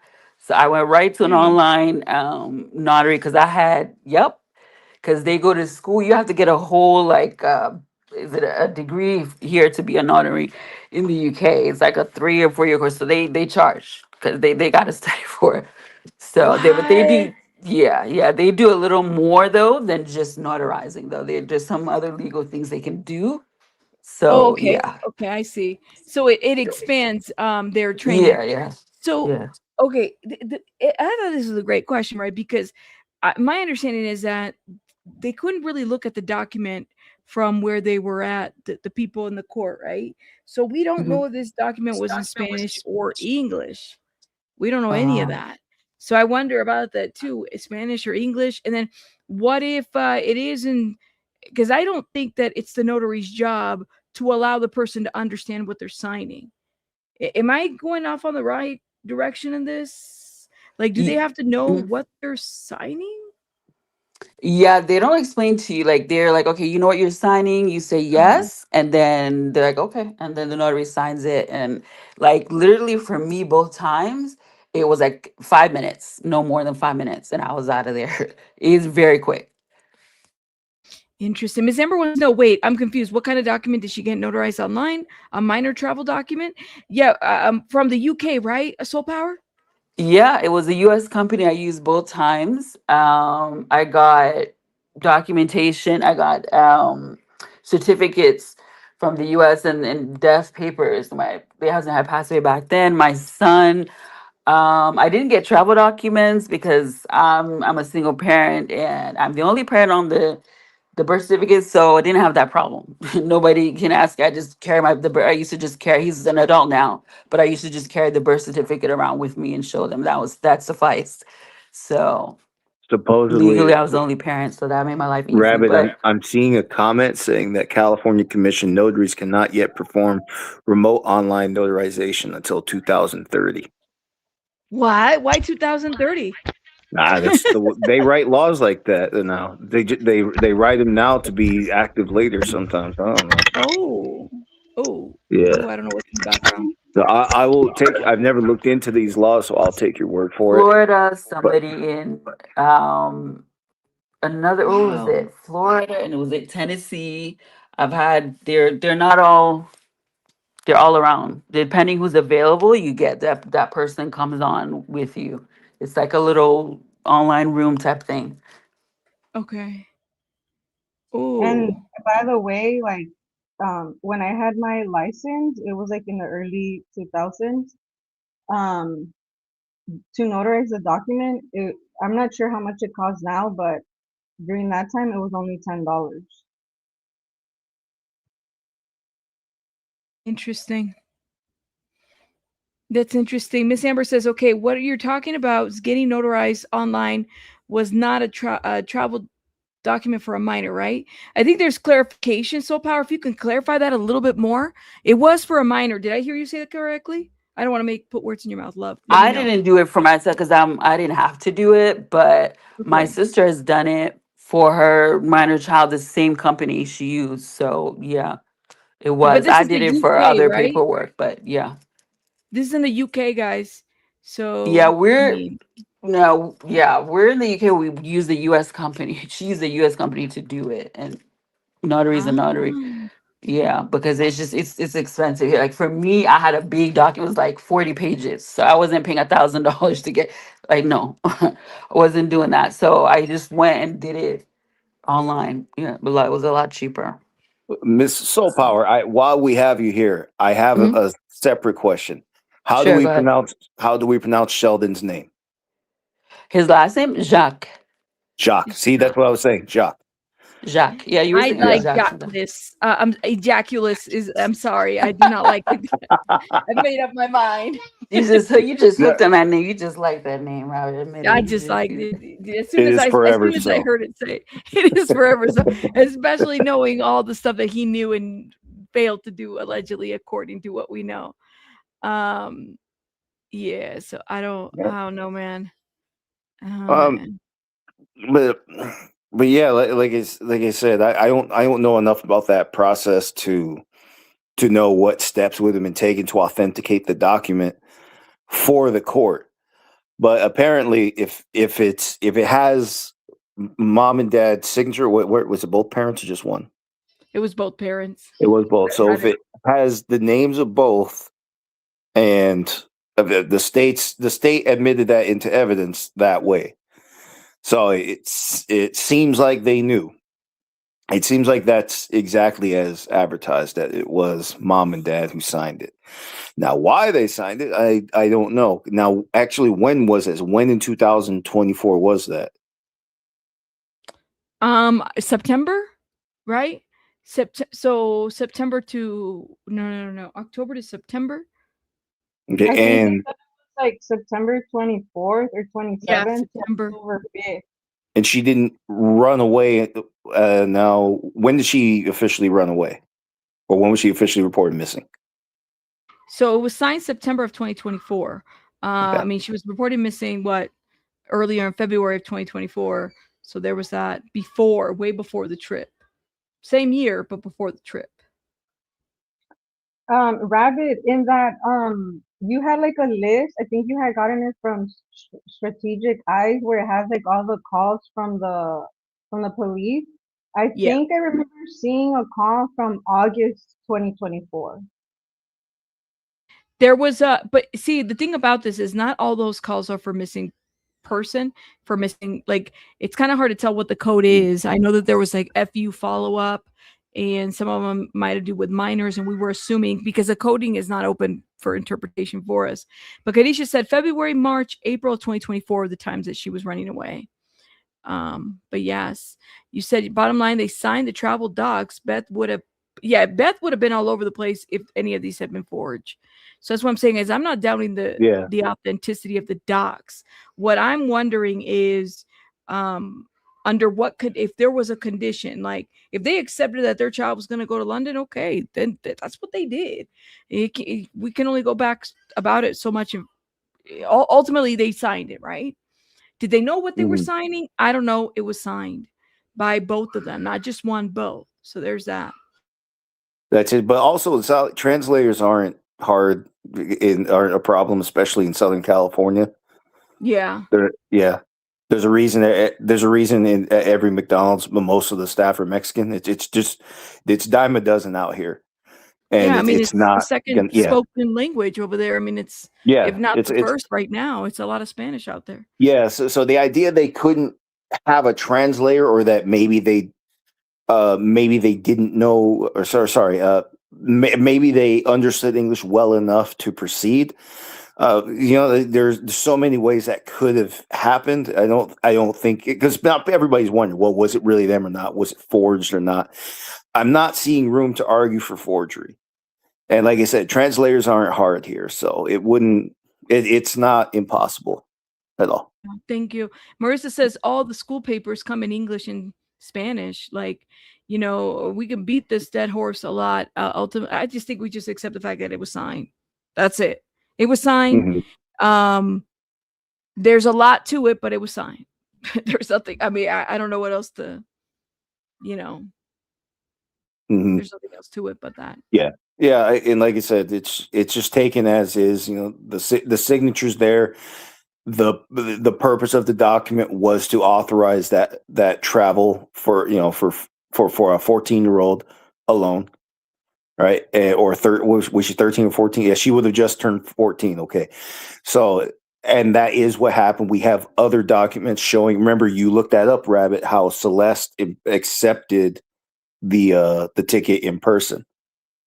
Yeah. Remember? Yeah. So yeah, that's, to me, that's a mystery solved. It looks like it really was the parent who signed it. And we just don't know the story behind it. Like why did they go? Why did they even let her go to Europe to begin with? Well, yeah, you report her missing on such and such dates, and then here you are letting her go to Europe. It doesn't make sense. I get that piece. I'm not disputing that. And I think all we can do is just trust the transcripts. Right. And then more than that, I don't know what it's supposed to prove. It's an interesting question. Don't get me wrong. But I don't know what it would really prove to even answer that question. As far as I can tell, a lot of that evidence is just really being offered to show that David had plenty of opportunities to be alone with this girl. Now, because of the language of the statute, and you saw, I rewatched your reading of the closing arguments. So, and you heard that Beth mention it, the 3-month period, the 3 offenses within that 3-month period. Okay, and then she said the evidence is more than enough to establish at least 3 different meetings. Part of enforcing that abuse charge is proving that David had plenty of opportunities to be alone with Celeste. As far as I can tell, that's really all that's being offered to prove that he had so many opportunities, whether it was Las Vegas, Hollywood. Supposedly he picked her up for movies. Okay, same thing. That shows he had opportunity to be alone. And then going overseas with her. At least the state put it together in a way it looks like it's just being offered to prove that he had plenty of opportunity to be alone with her. So that plays into that charge. For any other purpose, I'm not seeing it. Joe, I have Judge Olimendo in the queue. Can I go ahead, Judge Olimendo? What's up, dude? Can you hear me? Hey, how you doing? Your name is still Judge Olimendo. I wonder if you guys can hear me. Oh yeah, you're still Judge Olimendo. I haven't changed it yet. Order in the court. About the validity of the document, you don't. It's just a document that you type, so there's no way. It's not a valid way to it's valid. It's still a document is good. What you're validating is the signatures. That's what a notary does, and that's what they would need to authenticate if the parents indeed did sign, not whether the document is valid or not, because that's just something you type up according to whatever the airline says that must contain, like the name of the But what minor, kind the of proof dates, would be where to, required? and you only need. Well, a notary is supposed to ask you for your government issued ID, and they're Mhm. supposed to document it in their journal, in their that they His conduct, system went out. and you only need to be shoot. Hold It on. only Hey, need. Abe, Can you you're hear me now? scrambling. It's on and off, like on and off. You're scrambling. Can you? Can you come out and Abe, come are you back there? in? Because Hello. It went Rabbit, off. maybe I need to. I'll How log about off. now? Thank you so much for letting Thank me join you. in. Thank you, I'm OG. gonna. Thank you. Thank you. Yeah, thank I'll you. keep Have a good listening day. to you. Thank you guys so much. Thank See you. you. Have a good day. He'll be back. Have a good one. All right, let's see if Abe comes back because I really want to hear that one. I want to hear what's required for the notary to authenticate, because he says for authenticating the signature, but it's okay here. How you doing, Abe? Hey, can you hear me now? Yeah, you sound great now. So Okay. in this case, for the parents to sign the document letting Celeste go overseas, how do you go about, or do you how do you authenticate that Celeste is with her? How do you authenticate that Celeste's mom? Well, they will have to go to the notary and see what type of ID was provided at the point of notarizing. 'Cause Does she will mom need have to to. provide a birth certificate? No, just the ID. Really? Well, it also depends on maybe the country because, like, for instance, when I traveled with my daughter to Dominican Republic, I had to have it translated both in Spanish and English because in Dominican Okay. Republic, they're not gonna be able to read an English document, Right. So I needed both, and I did not. It did not need the birth certificate of my goddaughter because everything is already. The permission is there. Okay. That's So interesting. yeah, that seems like a really low bar. It seems like anybody could have been there and said Anybody that I can do am. it.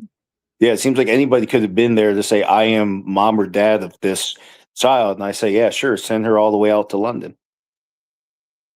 Well, for the purposes of this, I would think that they would have gone above and beyond. So I don't know. And let me stop.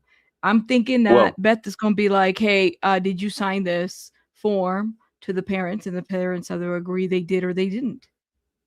Right? That that not only, I mean, if it's going to be an exhibit for the defense, don't you think that would have been something that they would have said? Did you sign this? And if so, like, and that's why it was presented as a exhibit. I don't know. I just yeah, but like it's a struggle to wrap my head around. your last was Anabelia, and she said that whatever she signed, so she had to submit forms to the county board, or I think she's right. She said somewhere in the county, so they Yes. get copies of everything she signs, everything she Yes. notarizes. Okay, so that means there are multiple layers to it. So it's quite possible the state had plenty to show that it was actually her parents. And they Yeah. believe that because if they're offering evidence to prove something it doesn't actually prove and they know it, then you can get a lot of trouble. Because you're misrepresenting evidence to a judge.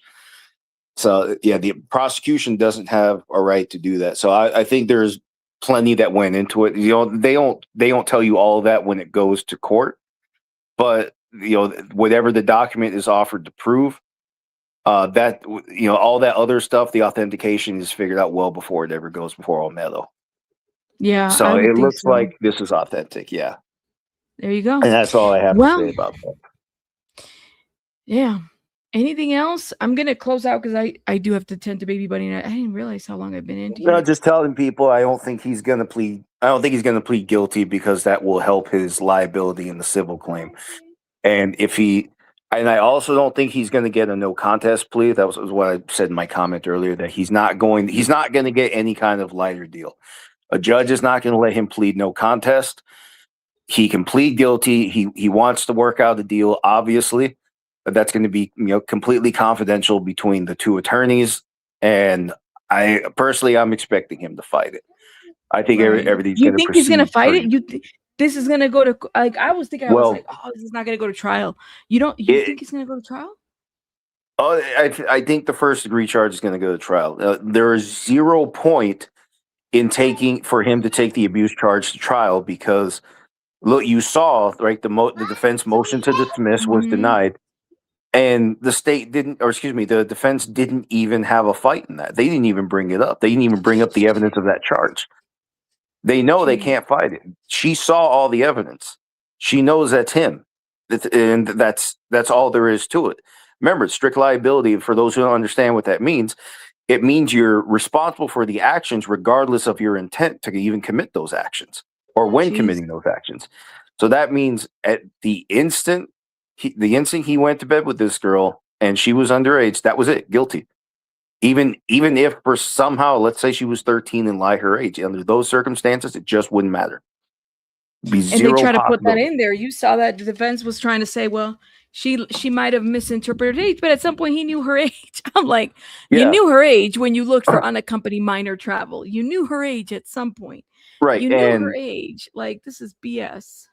yeah, and like I said, Insane. under these circumstances, even if for some reason that was let's say a 13-year-old that was so advanced in her physical development, she passed for something older than 17 or 18, it just doesn't matter here. The law is in a strict liability crime, it really is that simple. Even in the federal system, even if she was 17, he could be 18 or 19. She could have a fake ID saying she's 19. She can buy her own smokes. She can get tattoos and do whatever adults usually do with it. Even if she takes the stand and says she lied about her age, he'll still be guilty. That's what strict liability means. So he has nothing to do with it. He may as well just plead out. But that, like I said, given the circumstances, he's probably going to get the full weight of the law on that, which is 16 years. So minimum 16 years. Now, if he really, really wants to be a bigger idiot than he is and fight it at trial, he wants to take a chance that the jury says, or one person on the jury says not guilty. Well, remember that is a dismissal without prejudice, meaning that they can refile. That just means that the state would have to go again, and then this would have to happen all over again. So it's completely pointless for him to take that to trial. So if he at least pleads out, that's going to limit the emotional weight on the jury, because in all the stuff he's facing, the jury gets emotionally charged. And by the end of the trial, if he actually does plan to testify, and honestly, he's dumb enough to where I think he will. If he does testify, by that time, they've heard all this stuff that has his name on it. They've heard about all these offenses that he has committed. By then, they're probably convinced he did it. So if he takes a stand, he can only make bad things worse. Like I said, for that charge, makes no sense. But if he does not plead out to that charge, then the same jury for the other two charges, they're going to see all that. They have to see some of that evidence. Right. So they're going to see some of it. They're going to get furious because they're going to know it's him. And then you have the other evidence that apparently, remember, she goes to his house. Apparently he was home. It looks like he had an opportunity to do it. The blood's in his car. Right in the car on multiple levels of the car. It's all over the garage. And again, this all seems to have taken place where he was on April 23rd, his house. So he just doesn't have a fight. He does not have a fighting chance at trial. The only thing I see is that if you have anything, the DA may allow just life without parole without a fight. Okay. Maybe. That's all I can see. I guess we'll see how all this plays out. We'll see how all of this plays out. I mean, we're going to be watching, Well, thank you, Joe, for coming up. I will let you go because I got to go tend to this child over here. She's over here talking now. Doing the most. She's awesome. You don't I even like know. it. Thank you. I'll talk to you, Joe. Have a good one. Right. Bye, You too. everybody. Bye. I mean, let me know what you guys think. Shout out to everybody that came up. Soul Power Tarot and Miss OG. Thank you so much for coming up. I mean, it's just like, I don't know, man. I just hope that we get a thought, something to this situation. You know what I mean? Like, answers, but at the same time, it's, there's only so much we can confirm. We didn't see the form. I don't think the form is going to be, the exhibits aren't going to be released until the trial's over. I would be curious to know what the form looks like. Was it in Spanish? Was it in English? What was it in? And if they did sign it, what made them change their mind? And, again, people are saying, well, maybe they didn't know they were signing. Well, I don't know. I wasn't there. Right. But I would think that they would know something is up. Let's just hope, that justice is served ultimately in this case. That's all we want, right? Justicia para Celeste. That's it. Ultimately. But let me shout out some people. Ava, thank you so much for the mystery jewels. Thank you. Ava, thank you for the butterfly. Bridget, thank you for the happy poop. Soy Breezy, thank you so much for this 10 jewels. Chris Blessings, thank you for the sunshine. Estrella, Mom, thank you. Silver Star, thank you so much for the Silver Star. And Morris, thank you for the $5. Was this trip the time that she was upset?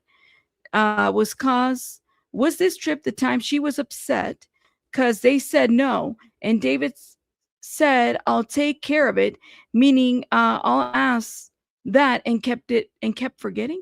I'm thinking about the time where he said, don't worry about the concert, that she was upset she couldn't go. That's where I think that verbiage comes from.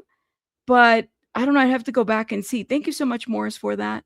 All right, guys, I'll see you guys on the next one. Hit the like button. Thank you. Yes, thank you. Shout out to you guys. Bye, guys. Hit the like and hype. Bye, guys.